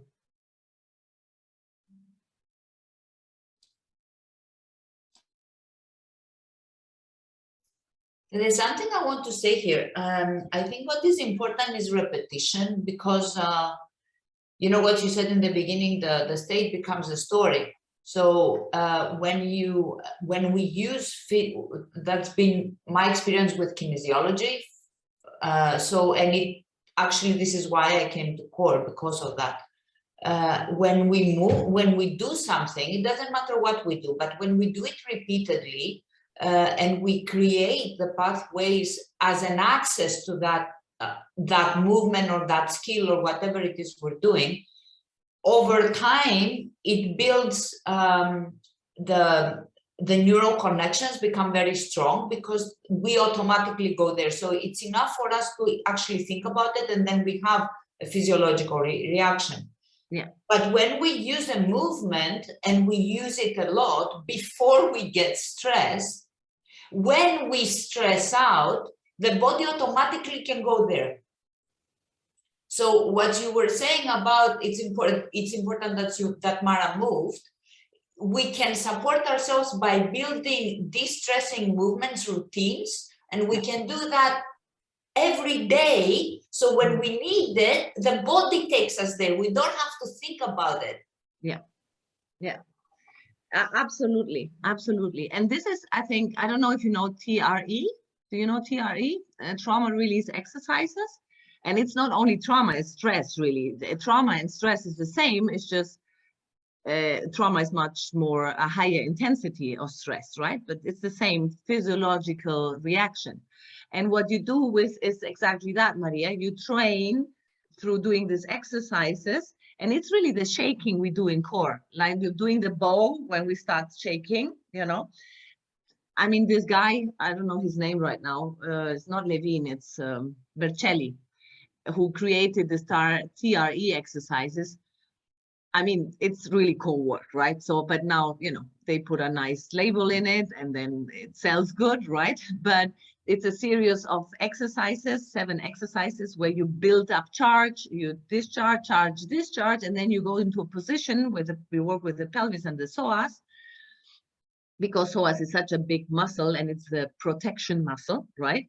To release that, to have this shaking, you know, the shaking we do in core, to release that tension. And if you do that several times and you learn as a client or as a person to access to that trembling, happens exactly that, Maria, that when you are in stress, your body recognizes that as a resource to discharge. And then you do it automatically. And I think it's, I feel rather strongly about that any movement will take you there if your intention is that. So everybody can create their own routine. It doesn't have to come from anything that has a name on it. So if you find that there are some movements that you can build into your everyday life and create your own routine, that will support you. It doesn't matter what you do, really. If you start shaking like this, it will support you, because the important thing is to just get moving. Yeah. So I think it's important that we realize that it's up to us. And I know in a way I'm preaching to the believers, and I'm saying this out loud because I forget to do it. So it's like whenever I do it and whenever I become consistent about it, I see how it changes my everyday life when it comes to. And I also notice that especially for movements that I've been using for like 20 years in work, my hands go there, you know, like I stress out and my kind of, and this is the moment of choice. It's when my hands go there and they do something that, oh yes, I have this as well. So this is what you were talking about before, that you can actually educate yourself and you can choose where to stand on this ladder. Yes. And the body gives you that choice. Yeah, absolutely. Yeah. So it's really much easier than we think in a way. And I don't know, I mean, some of you were in my course, some of you not, but I mean, this is what I've heard all the time in the core. I mean, Elena said that, I don't know, 1,000 times, saying you need to work on a body and meditation routine, right? I mean, this is it. That's what you're saying, Maria. It's the same. And we have it as a mammals. I mean, when you know, like I think I put already this example in, at least in the other video. What does a dog, you know, they go in confrontation with another dog, they fight. And what does every dog or every animal on this planet? They shake afterwards. Either they run like crazy, yeah, and they get rid of their adrenaline, or they shake. Really, I mean, this is what we, and we just lost that connection to our body. It's I think, you know, we have it as a mammals. Our body knows how to get rid of stress. And yeah, it can be running, it can be jumping, it can be whatever, you know, it's, yeah. Yeah. Yeah. So, any questions? Yeah, Jana. Sorry about this. No, this is great. I love the question. On what Maria said, I treasure what Maria said, but on the other hand, I noticed in myself lots of times, if you go running, you will feel a lot better. And then comes up the negative, whatever. I will not go running. I will stay in my story. So there is a fight for me, very much to what Maria says. And it's more about breaking this fight of, instead of staying in the, if you go and run, it will be better. How do I break the, well, go and run then, instead of staying in your, oh, I will not run. Do you see what I mean? Yeah. You mean, I mean, on a core perspective, I would say you need to work on your negative intention, right? and on a polyvagal informed therapy, I would say, okay, so there is a part of you who wants to stay in collapse in the dorsal, right? So let's explore that. Okay, so, you know, how do you feel when you go into the no of not wanting to run? So there's a maybe a part in your body which feels safer but not moving. And what does that come from? It's Yeah. probably nothing to do with running or not running. It's about movement. This was just an example. Yeah. Yeah, but no, but it's a good example. I mean, I have that too, right? I mean, who It's doesn't, right? very big. Yeah. So so on a core, and this is why I love the blending of the two things. On a core perspective, there is a negative intention there, and we need to look at that, right? You know, and on the other is, okay, so there is a place in your body who, and as I said, on service of survival, right? I mean, this is what the nervous system does to protect you. So how does your body think, right? Or has, not think because it doesn't think, but has get used, so to say, to not move to protect you. So that's where I would go look at. Yeah.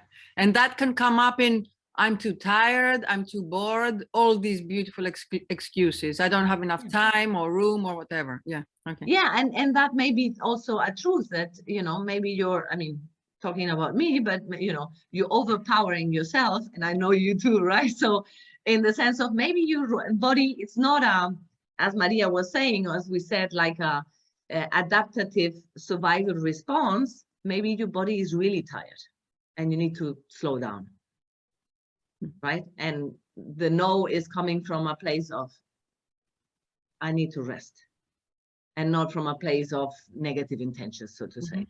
Yeah. Okay. Yeah, or a maladaptive behavioral adaptation, you know. So, yeah. Thank you. I want to come back because I agree with what you say, and I know this place where you do not want to do anything.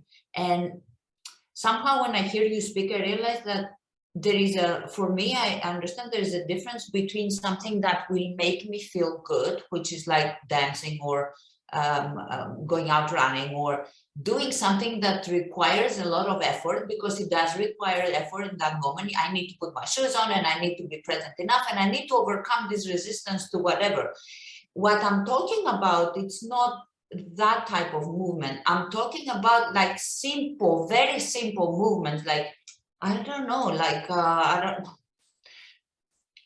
the movements that come up for me are ranging movements because I've been doing them a lot, but even if it's, I'm literally talking about you, if every time you get excited or stressed, or you do this, like anything, any small thing, not a big whole body movement necessarily, something really small, the body learns how to go there. And it's a small thing, so it doesn't require energy. It doesn't require a conscious effort to go out there and run, or to climb the ladder, or to put the music on and dance. It's really a tiny thing that gets the motion going. And then you can choose to stay stuck. But the moment your body starts reacting on its own accord without your conscious kind of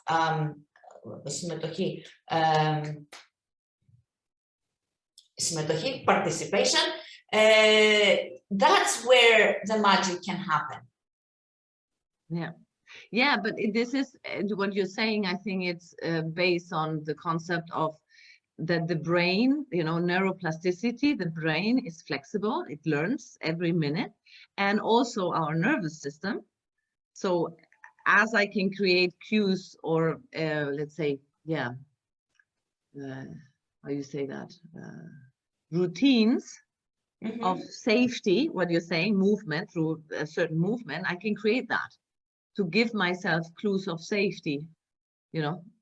So the clues of danger, where we get triggered and we react in a defensive modus, they have been created unconsciously or as a reaction from the environment or whatever I was feeling, but I can do that on the other way and do it consciously with a movement that creates safety. Because my nervous system is plastic, it's flexible, it learns as the good and the bad, and it's still learning. It's true, and it also reacts automatically. It creates automatic responses, which we try to make conscious so we can break them. But if you can create them consciously positive, then you don't have to break them. They're there to support you when you need it. Yeah. Yeah. I guess the reason why I'm saying all this is that sometimes I find that we make it too big of a deal. You know, we kind of put so many important words behind it, and we take it further away. It's like we need to know all these things before we can avail ourselves of the possibilities that we are given through automatic movement. And this is why I'm saying this. As therapists, of course, it's important to know all these things, but for our own personal everyday life, we don't need to know this. We only need to build little things that can support us when we need them. Yeah, but I think, you know, that's the paradoxon, that we would know all of this if we were connected to our bodies. True. And even as core energetics practitioner, we have many times. So, you know, like that's why I put the example of the dog. He just does it, you know, and we lost this because we lost our connection with our body, at least most of the time. So that's why we need to access the knowing then in order to say, okay, it's really easy, but yeah, I agree. Georgia, I think you wanted to say something. Yes, hello. Hey. I'd like to ask you, I'm very glad that you did that. It's so wonderful, the information that you gave in that lecture. And I would like to ask you, you said there, especially for the skin oral, most of them, they haven't integrated primitive reflexes, okay? What are the movements for the polyvagal theory that shows that the body didn't integrate that, and you need to start first to work with that before to go, for example, to work with the other phases that has to do with the masochist, the other defenses, that you have a different defense mechanism, stronger in the development? Ooh, that's a good question. How can I answer that? So generally, really, when a child has not integrated his primitive reflexes well, his body will not feel safe, right? So that's the first, how you say that? First, I'm missing the word. First thing where, you know, your body is not feeling safe because you didn't integrate a certain movement, a certain reflex. And the question is, how, if I'm not feeling safe in my body, how does the body react, the autonomic nervous system? Does it react into freeze, or does it react into fight flight, right? And yes, but also how, for example, it will be visible to the body, because you said something very important at the beginning. The body, when it comes, doesn't have the capacity to have a self-regulation, so needs another mammal to learn to co-regulate, to embody that capacity, and then start to self-regulate. And then when it starts to self-regulate, it helps others to co-regulate. It goes like a chain. But first, you need some, like the mom, to help you, like to be in the breast or in the hug, you know, in the lap, and to feel that safety.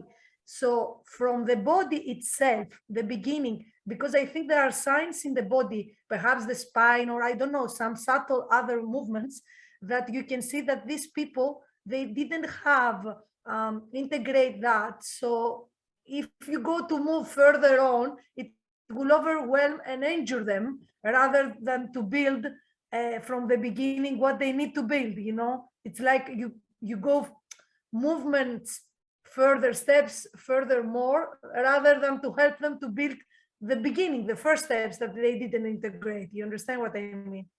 Yes, I think I understand. I'm not sure if I think so, but I think you're mixing up two things. One thing is co-regulation or learning self-regulation, and the other thing is the primitive reflexes. So you can have a perfect co-regulating mother, right? And still, if your primitive reflexes are not integrated well, right, you will have problems in feeling safe in your body. But then, because you know how to self-regulate yourself well, because you know this is a part of your life which, let's say, was good enough, then I will learn probably to compensate. So it's two different things, co-regulation and primitive reflexes. But of course, they kind of mix, you know. I don't know if I'm explaining myself. I think there is Like something let's say, let me put an example. The motor reflex is one of the most important ones, and it's the one I told you when you know you push a baby, they open and they open and then they close to protect themselves. Yeah. So and this goes ahead along with this kind of movement, right? So if I have not integrated this this reflex well, whenever I do this movement, I will feel anxious. Okay, this is a body response. Do this movement not integrated well, I will feel anxious. But maybe I had a mother and a family constellation which was very supporting in regulating. So I get anxious, but I know how to regulate myself.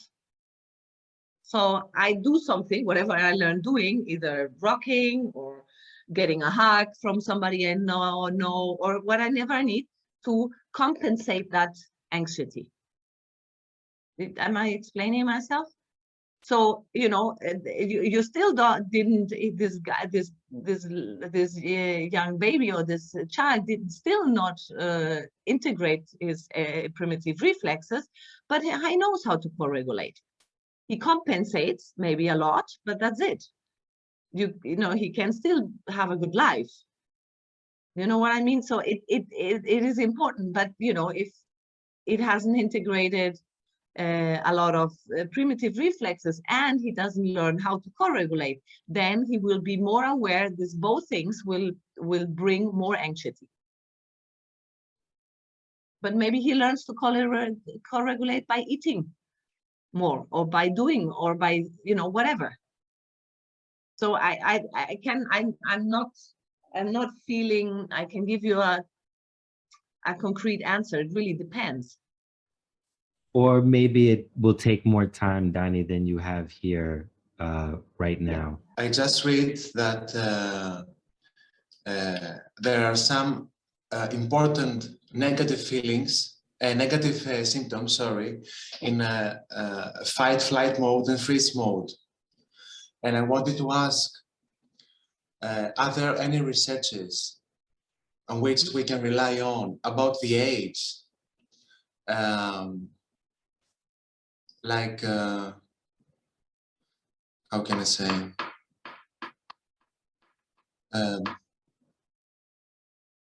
At which negative psycho-emotional states can change before they lead to psychiatric disorder. Okay. Is that okay? Make sense, the question? I think I can answer the question, at least a part of the question. When we see, you know, when we go further, because I guess I have an answer then, and I'll come back to your question, okay? So co-regulation, this is the third most important thing, and we've already talked a little bit about that. So I'm gonna make it, as I said, a little shorter. In co-regulation is about completing the stress cycle with the support of another person or mammal, right? And as I said, infants and small children do not have the biological capacity to complete it alone. They need to learn that through repetitive experience. And it's built up, you know, with a co-regulating parent in an idealized world, so to say. So a person who is self-regulated in a safe and social mode, they have a deep belly breathing, expressive face, soft gaze, calm heart. I mean, we've had that already, right? How is it, the symptoms or the characteristics of being in a ventral state. Okay, so we are social species, and our nerve, I mean, this is why we evolution created this system. So we are attuned to the state of other mammals.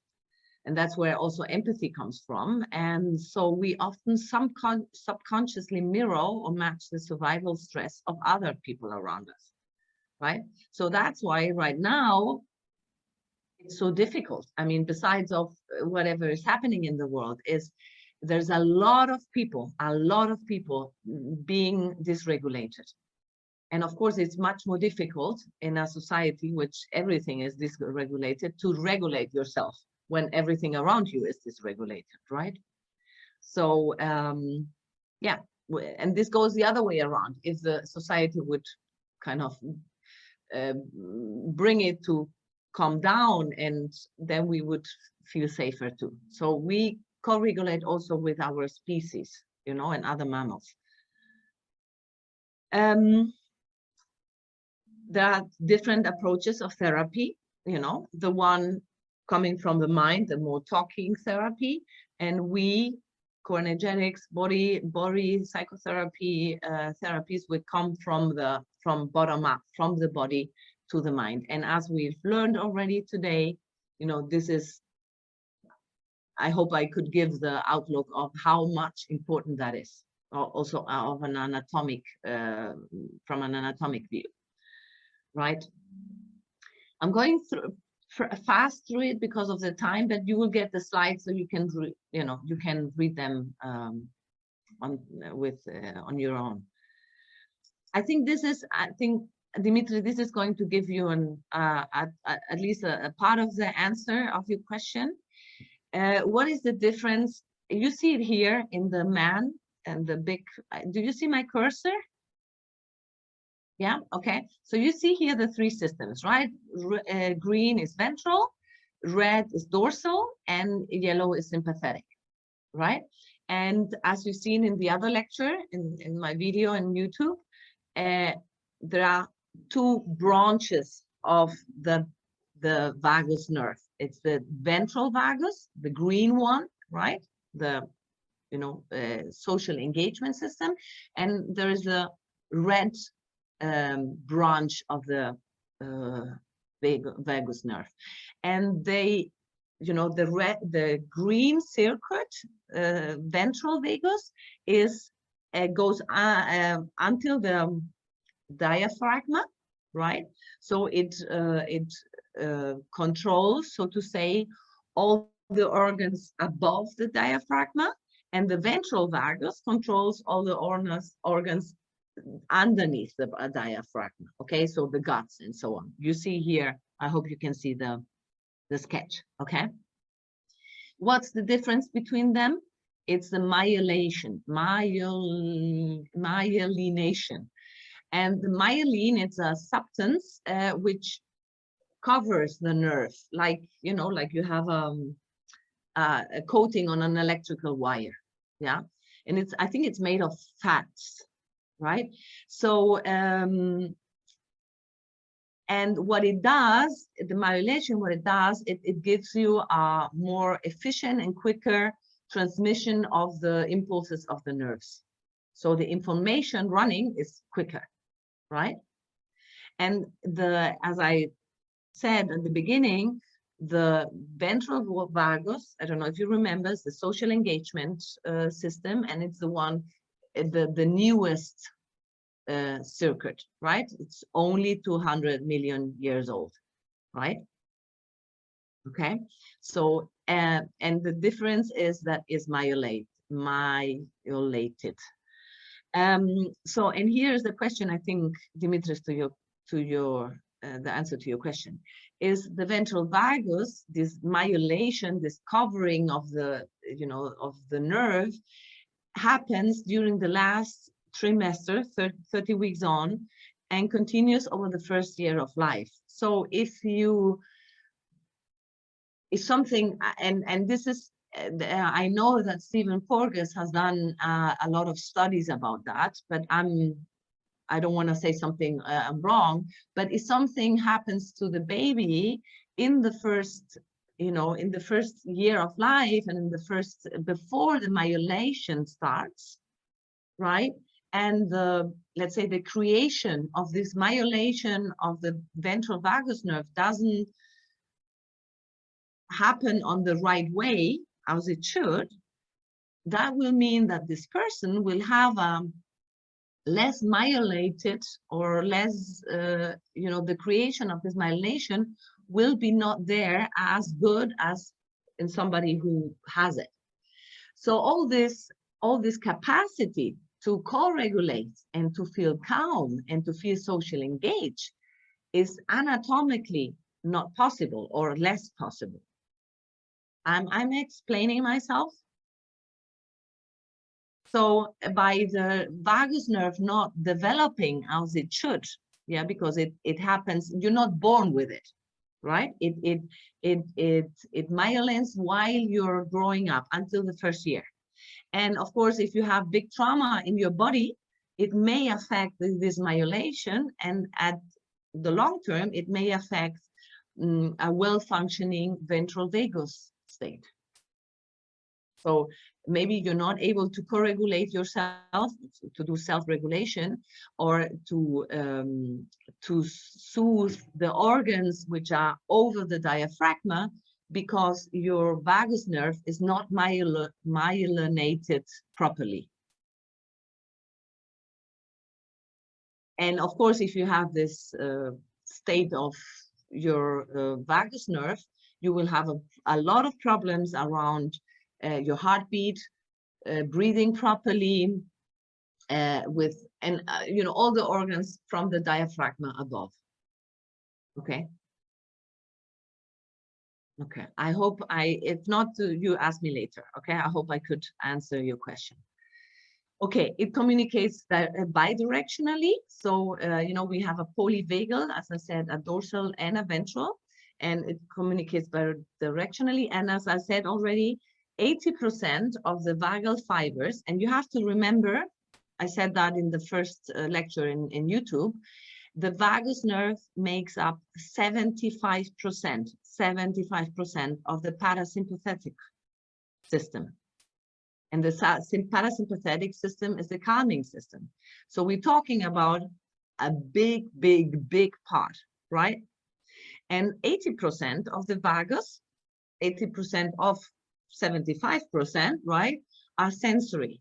So are transmitting, that's why I said sensory input is extremely important, transmitting sensory input from the viscera, from, up to our brainstem, and 20% go down, sending information from the brain to our body. So our gut has much more significant influence on our autonomic state as our conscious mind, okay? Okay. So I want to talk now about the vagal brake. Okay, and the vagal brake is a terminology which I'm not sure if Stephen Porges or Dana created it, but it's a thing. I mean, it's good to know, and it's a thing you can use in therapy to kind of work with it with a client.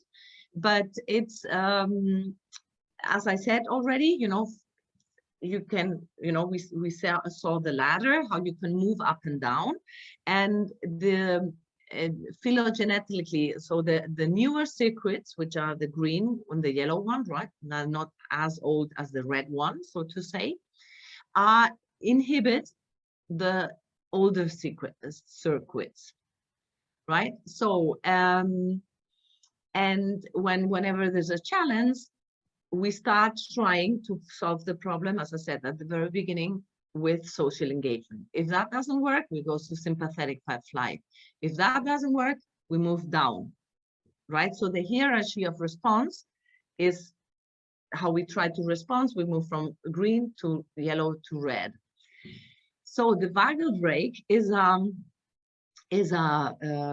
branch, so to say, from part of the vagal. You see it's a lot of nerves going down until the diaphragma, but the vagal brake is a circuit which goes from to the heart pacemaker, which is the sinoatrial node. It's a node where does the contraction of the heart and the does this movement with the heart, right?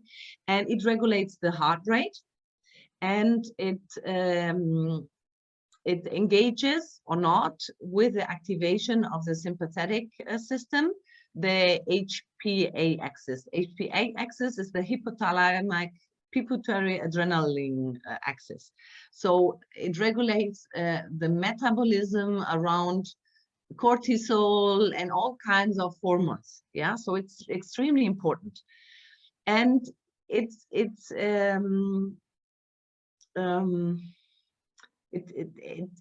responsible, so to say, for the as some of you were saying, of the response, of how I respond to threat, right? How flexible am I responding to threat? So and how smooth I can do these transitions. So yeah, so here you see on this, you see the vagus nerve is the one in red, and the other one, the sympathetic, is the one in purple. And you have to imagine it like that. So it's like let's say like a bicycle who goes down the hill, right? And it's, you go down the hill and it's working. So sympathetic is on. Sympathetic is always on, right? And if you wanna stop the sympathetic, remember, is movement, is heart rate, is action. You take the brake and brake, and use the brake to slow down the movement, right? So this is really what the vagus nerve does. A branch of the vagus nerve, that's why it's called the vagal brake. Is an analogy of that concept of the system running in sympathetic, and if I want to turn down the sympathetic response, I need the vagal brake.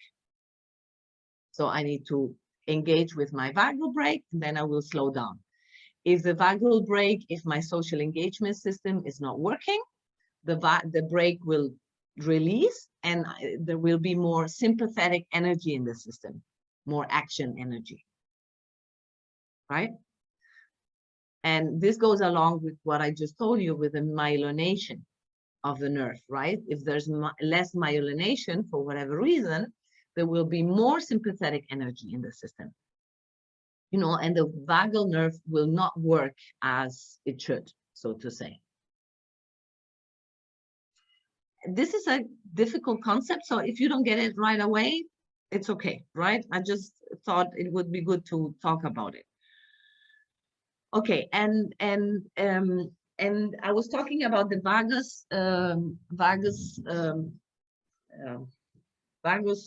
ventral vagus circuit.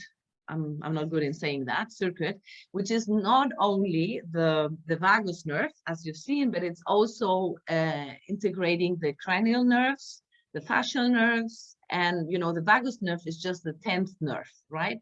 But the vagus circuit, which is the social engagement system, right, is a bunch more of other nerves. And here it's very important, the face-heart connection, because this is really how we co-regulate ourselves. Yeah, we look at the face of somebody else. We look at, especially at the the expression around the eye, right? The smiling, and from there we face a smooth and a welcoming face, or we face a not welcoming face, and that's what triggers my reaction, either into social engagement or into fight flight or into freeze. Okay, so that part of the body, the fascial nerves, are extremely important in the co-regulation thing. And this is another thing what we've having since the pandemic, since we are, wearing all the time the mask. It's also more difficult for us to co-regulate because we're not seeing the whole face. I mean, we're still seeing the most important part, which is here, right? But still not having the whole face. And this is something we as a mammals need to co-regulate. And that's why I'm sure this is why one of the reasons why we're so dysregulated as a society right now. The masks are playing a big role into it. Okay, how do I note, how do I see the characteristics of somebody who's not in social engagement? They have this lack of prosody, of melody in the voice. They, you know that from your clients, right? They have problems looking at your eyes. The face is not, there's no aliveness in the face. They have this behavioral state regulation. They have difficulties in listening, focus, being present. A big thing is sound sensitivity. I will come to that now. And have oral motor defensiveness, either, like problems with ingesting or like, how do you call this? There's this reflux. There's I don't know what the name is right now, but there's a reflux where, like when it's done, the problem is in the diaphragm, and it's exactly that thing with the ventral vagus, if it's functioning well or not. And of course, other like eating disorders and so on. Okay, I'm going to the part of the ear, because the ear is also very important. You remember the homunculus in this morning, the ears were also very big. So the parts of the brain who are working with the information what comes from the ears are also very big, like our hands and our lips, okay?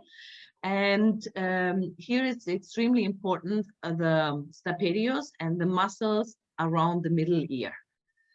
So the middle ear is extremely important in our autonomic nervous system and all this what we've been talking about, because depending on how, let's say, how good the quality of our muscles, the stapedius muscle, as you see it here, how good it is, working or not, the skin on our eardrum will be either very tight, it will be good tight, or less tight.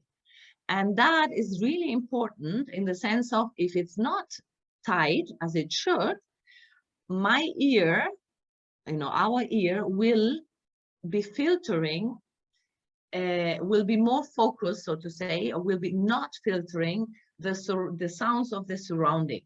So the sounds of the surrounding will be more present. That means that automatically my neuroception through the sense of hearing will be having the focus on hearing all the time the surroundings and being aware or being hyper-vigilant for something which is coming from outside. So my ear is constantly looking for the tiger, right?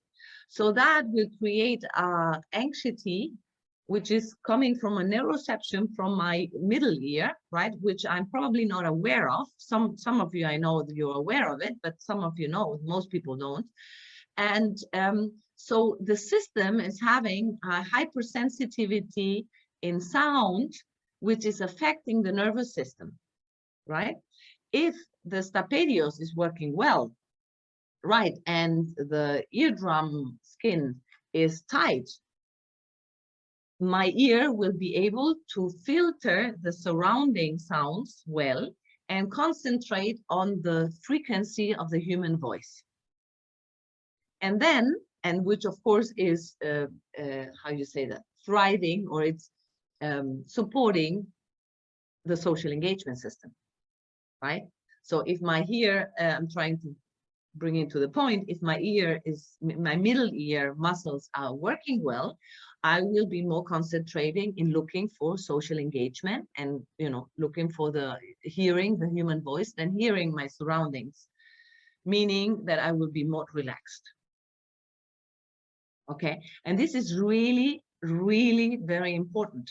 And this is, I think this is one of the biggest things this Dr. Stephen Porges has find out, right?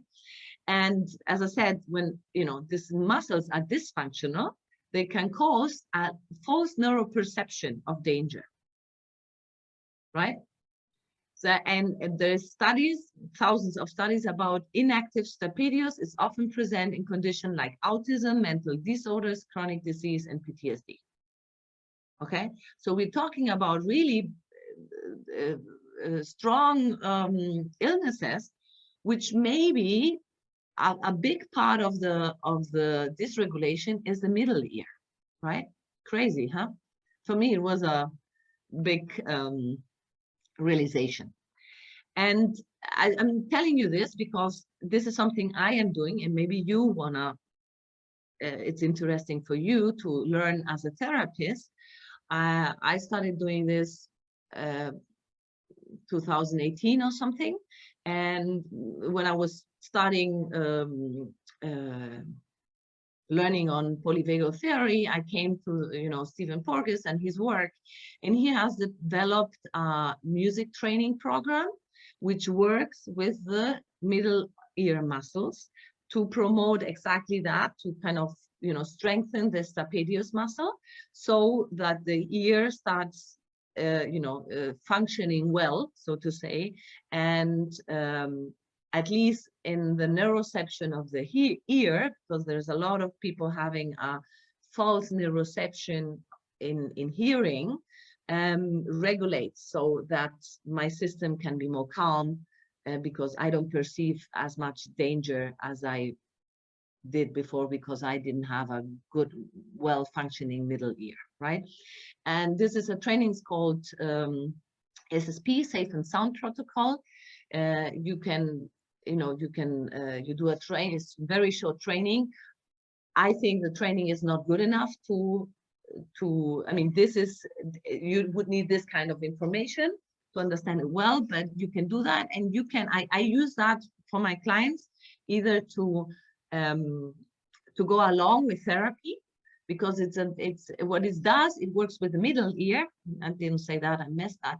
And a branch of the vagus nerve, as you've already seen in my YouTube video, it starts in the brainstem and it goes through the middle ear and goes down to the body, right? So a branch of the vagus nerve is connected to that ear, right? So while training the muscle, I'm not only training my middle ear, but I'm also activating my vagus nerve. And this helps a lot in therapy to, calm people and bring them down and activate this vagus nerve. So they open a lot in therapy. It helps a lot for them to be more, in this connected state for themselves and with me in a therapy. And I have to say, I have amazing results. It's really amazing. And even people with severe PTSD, complex PTSD, and so on, this is an amazing tool to work with. So maybe this is something you can, think about in incorporating it into your practice. Okay, we're going in. So we're done. And now we're done. And now, okay, I want to do, hold on.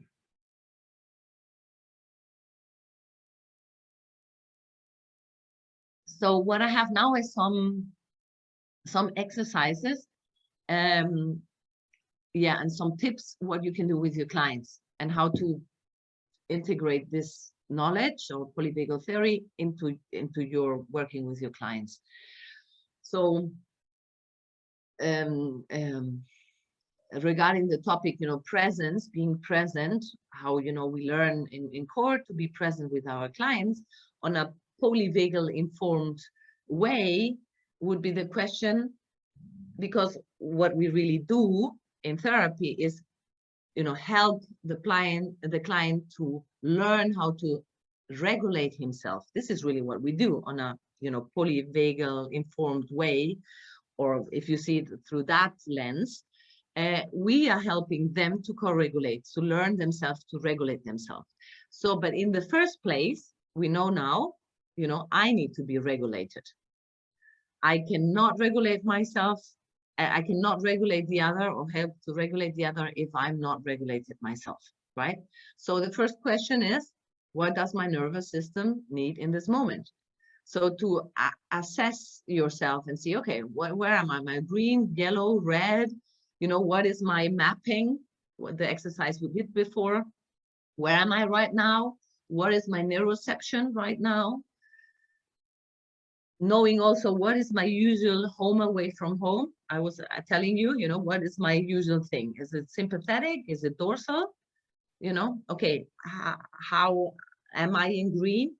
And this is more or less the same question or the same thing that we always say in core, you need to take care of yourself before you can be in service of the client.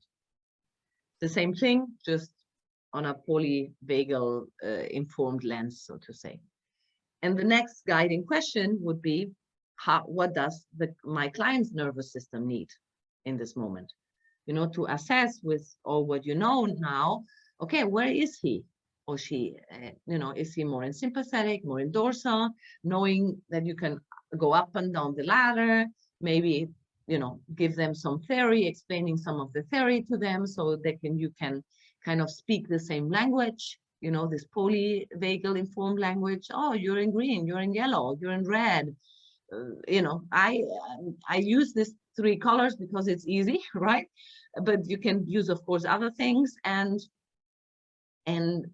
bringing awareness to, and this is really, I think, a big gift that polyvagal has given me, that it helps me also. I mean, we do that anyway in core, but taking always the client out of the story, the talking and the negative narrative, to the body. So if you have the tool of polyvagal informed theory, you can say, okay, so let's have a look to your nervous system. And so you can talk nervous system to nervous system. So how is the neuroception? What are you experiencing? And so on. So people start talking about the state of the autonomic nervous system instead of talking about the story. And that gives it a good, like a new start, because we are all used to talk, and our clients are used to talk about the story. I mean, this is what we do all the time, right? And so talking about your nervous system is just another story. It really becomes another story. It's really different. Okay, so one thing you can do is, experiment with the gaze. You saw, this is also from the homunculus, this little weird guy at the beginning, the eyes, there's a lot of sensory input through the eyes, and you've learned how much important is the muscle, the orbicularis oculi muscle around the eyes. So play with the ocular system for yourself first, and maybe you can play with it with your client, like do the stare and assess, oh, how am I feeling if I start staring at you, like really staring. So what happens with my body? What happens with my breath? What, or what happens if I just look neutrally, or I gaze? So there's this soft, warm thing, and let them describe, so that they can kind of they can start getting a feeling of how to describe what is happening in their body from a neuroception and anatomic nervous system perspective. You can also do, you know, like the ocular exercises we know from core, you know, the one following the finger without moving the head with your, you know, to stretch. I was telling you before that especially when we go into the sympathetic dorsal, you know, so into the fight flight and before we collapse, there's a lot of tension in the eyes, and our peripheric view shuts down into this, right? So if we do that a lot, because we are a lot in the sympathetic state, there's a lot of contraction here. So work with exercises, and this is what we do in core, right? When we work with the ocular segment, we work with exercise to stretch the muscles here. So any exercise that, you know, you look in the front and you follow your finger with your eyes, this where you know you have to stretch your muscles, everything, all these kinds of exercise are perfect. I'm not telling you nothing new probably, but just that you remember, and how this, you know, goes ahead along with polyvagal theory. Experiment with distance and placement, because here again, neuroception, track neuroception with its shift. This is something we know from, you know, we have this kind of interventions with a core, you know, okay, you play, okay, you place you climb in the front and you start moving, or he start moving, and then you check how are you feeling and so on, and how is it in your body. This is what you do. You're checking, you're working polyvagal informed. We did not know that, now you know, right? We're working with neuroception. And so, and really developing this kind of language, you know, where does our nervous systems want us to be, you know? So it's not me, Daniela, identified with my ego and my story, but my nervous system. So it's different, it's a different story. Okay, I had in the last lecture, I had a lot of exercises what you can do to activate the vagus nerve, and these are some more of them, which I think I didn't have last time. But one, you know, you have a list so you can read it. I don't know if you know the Valsalva maneuver. So the Valsalva maneuver is really an exercise where to slow down your rate when you're a lot in anxiety. And it's really what you do when you are in the aeroplane. What you do is you decompress your ear, right? By how can I explain that? By stopping your nose and like when you do this, when you're underwater or on the plane, but you do the same, but trying to put the pressure not only in the ear but in the belly. You try to put the pressure in the you contract the belly while you're doing it, and that helps to stop, reduce the heart rate. So if somebody is very much anxious and almost in a panic attack, you can do that, and it works very well if the people are, because of the blood, how the blood is circulating, to lay down, put your legs a little bit up, and then of course there is more blood coming into the upper parts. Okay, I would not do that if you don't feel secure doing it, right? But this is one of the things nobody knows, so that's why I decided to put here. And yearning or sighing, it's anatomically impossible to yearn without feeling relaxed. It's just not possible. And one of the things, like the mask, where I think that humanity has made a mistake and has helped us reduce our capacity to regulate ourselves is every time we yearn, you know, you should put your hand before your mouth. And, you know, we need, you know, and you know that yawning is, how you say that? Like, I yearn and then you feel you need to yearn and so on. So it's what I was talking about, that it helps. When I start yearning, it helps all of you to start regulate and to calm down too, right? But if I put my hand before my head, you know, and just block the half of my head, you cannot see it as well. So, and we've learned that the heart-face connection is very important in the social engagement system. So due to our socializing culture things, we have a lot of things that don't help us, like Maria was telling, don't help us in the organic resourceful, which we have as mammals, organically to help ourselves to co-regulate ourselves and others. So when you yearn, I would say yearn and really make yourself visible, like and really yearn, right? Because this is, it's impossible for the body to yearn and to feel stress. It's impossible. It's a biologically, it's impossible. So it's a beautiful thing. You can't start yearning with your client. Oh, let's relax. Let's start yearning. And then you yearn a little bit. Really big, and then you do that 5 times and you see the difference. It's amazing. Very easy body work. And I'll call back to that because this is what Maria, you know, one of the little things you can do is yearning. If you feel, start yearning, within 1 minute, it'll be different. Okay, I need to rush. So this, you know, from the last lecture on YouTube. I'll put it here so you have it, and that's it.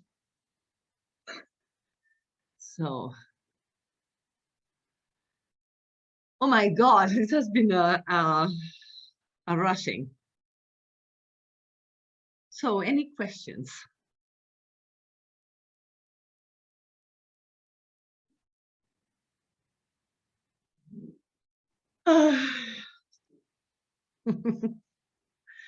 How do you feel? Jana, please.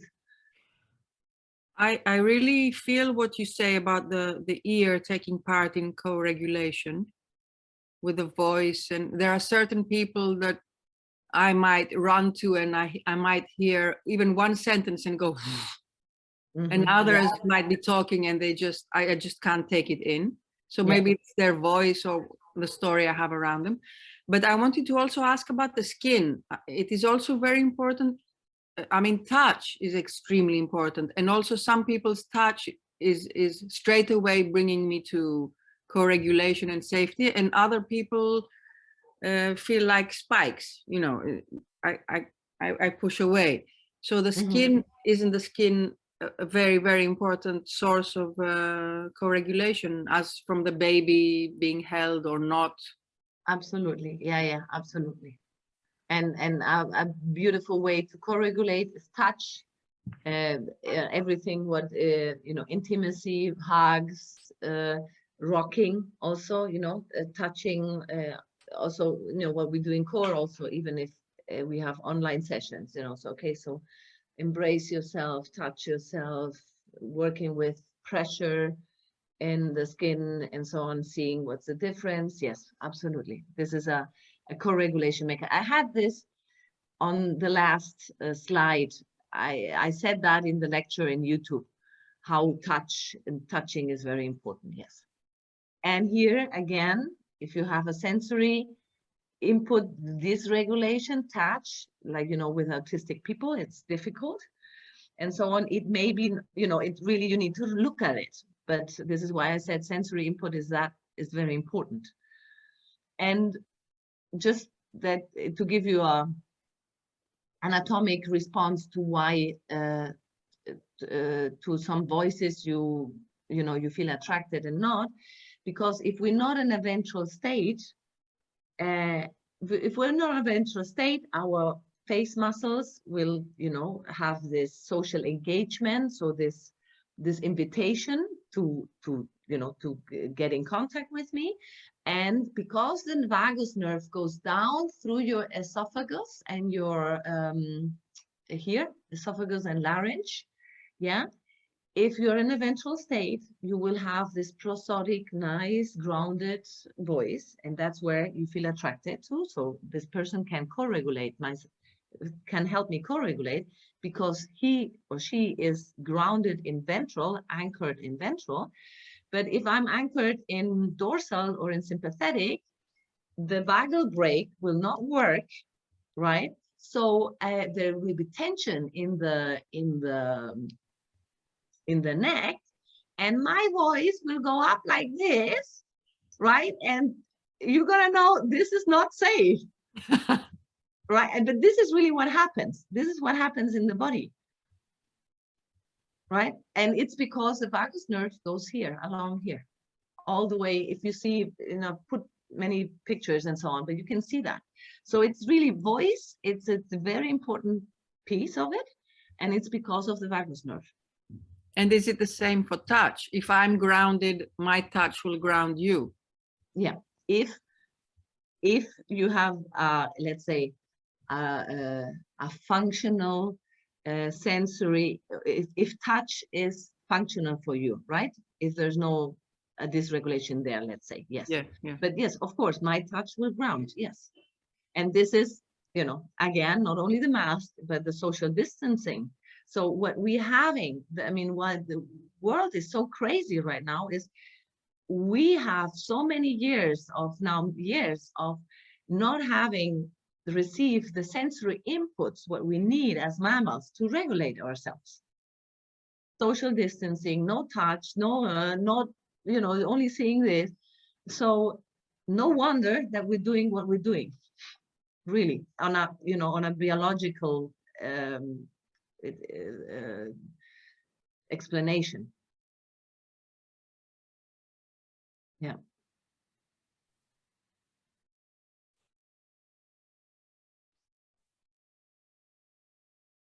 Georgia, you still have, and Dimitris, you still have the hands up. Do you have a question? No, it stays from last time. Oh, okay. You know, I have a question, but it's not a question. I think it's more like a questioning. It's not a question addressed to anybody, but I've been thinking a lot about, you know, what you were saying about the facial expressions and how we pick up safety and whatnot through the face and how we express. And I was thinking, how does core work with non-Western cultures, where the facial expressions are totally different, or to our eyes absent? How do we, what do you do with core with that? Does it work? I mean, this, the defenses or the armoring or whatever, how do they, what's the connection between that and culture? Because I remember when I was in China, I could not understand a thing people were expressing. I'm sure they were expressing loads, but it was like completely, and it was a constant state of anxiety, because there was no way I could understand whether they were friendly or unfriendly. They were just, they looked the same. But I'm sure that another Chinese person would be looking at the same people and would say, oh my God, he's really angry, or they're really happy, or whatever. So how does that, you know, and it's just an open question, whether core is more for the West as a therapy, as an approach, or it can be, or how does it change if we take it somewhere else? How does it change if we take it to Asia or if we take it to Africa? Well, and I'm curious what you guys say about it, but the way I see it is, I think this is one of the reasons why human beings have been in war since ever, because exactly that, you know, different cultures, if we cannot read, you know, what the enemy, possible enemy is thinking or expressing, he's an enemy, and then I need to defend myself, and then a war starts. I'm putting it very simple, but you know what I mean, right?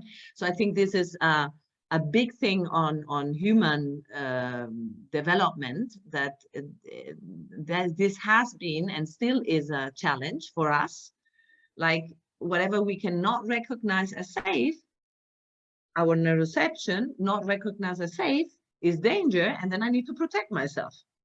So what do I do? I'm wondering, as And then, therapist, yeah, but then even as a core therapist, and it's a very good question, the only thing I could say, and it's really a good question, is one of the things we do with core, right? We do all this, yeah. So doing the facial expressions exercises we do, I mean, we are working with the nerves of the fascia, right? We are stretching and so on. So I don't know if Jean-Pierre Racos or Wilhelm Reich, at the point where they were teaching, they explained the anatomical reason why we do these exercises. For me, that's the reason why we do it. Since I know polyvagal, now I know, okay, so when we do this here, yeah, it's I'm working with my facial expression, I'm working with my ventral vagus, I'm working with my social engagement, I'm working on feeling safer, right? Now I know, because I know polyvagal, and nobody told me in core that we're doing this because of that. And it was good to know, okay, this is the, let's say, scientific reason for that. And even if a Chinese person, I mean, this is something which is anatomical for everyone. You know, even for, as I said, for pets, for mammals. So facial expression, even if you cannot read the face of your client, but you can do exercises to engage the facial expression and to get them into or breathing, right? To get them into a ventral state. But of course, it will be difficult if you cannot read them, because you will have problems with your neuroception, right? Am I feeling safe here? I cannot read them. So if you're not feeling safe, it's going to be difficult to regulate them or to be in contact with them. So it's a good question. Yeah. But anatomically, yeah, I see what you mean. Yeah. the basis is the same, right? And co-regulation, I didn't say that, but it's I mean, it is about connection, right? Okay. So of course, if you cannot read it, your neuroception is not taking it in, you will not feel connected, and you will not, or not that much as with an European person, let's say. Yeah. Yeah. Daniela, I have a question. Yeah. I was wondering, as a father of a 4-year-old, what are ways that I can teach my daughter to co-regulate? It's a very good question. But first, I mean, the best way you can teach her is by co-regulating yourself. Right. So you need first, if you want to teach her anything about regulation, you need to be regulated yourself. Mm-hmm. And I think a lot of what we learn in, and we haven't gone into trauma here, right?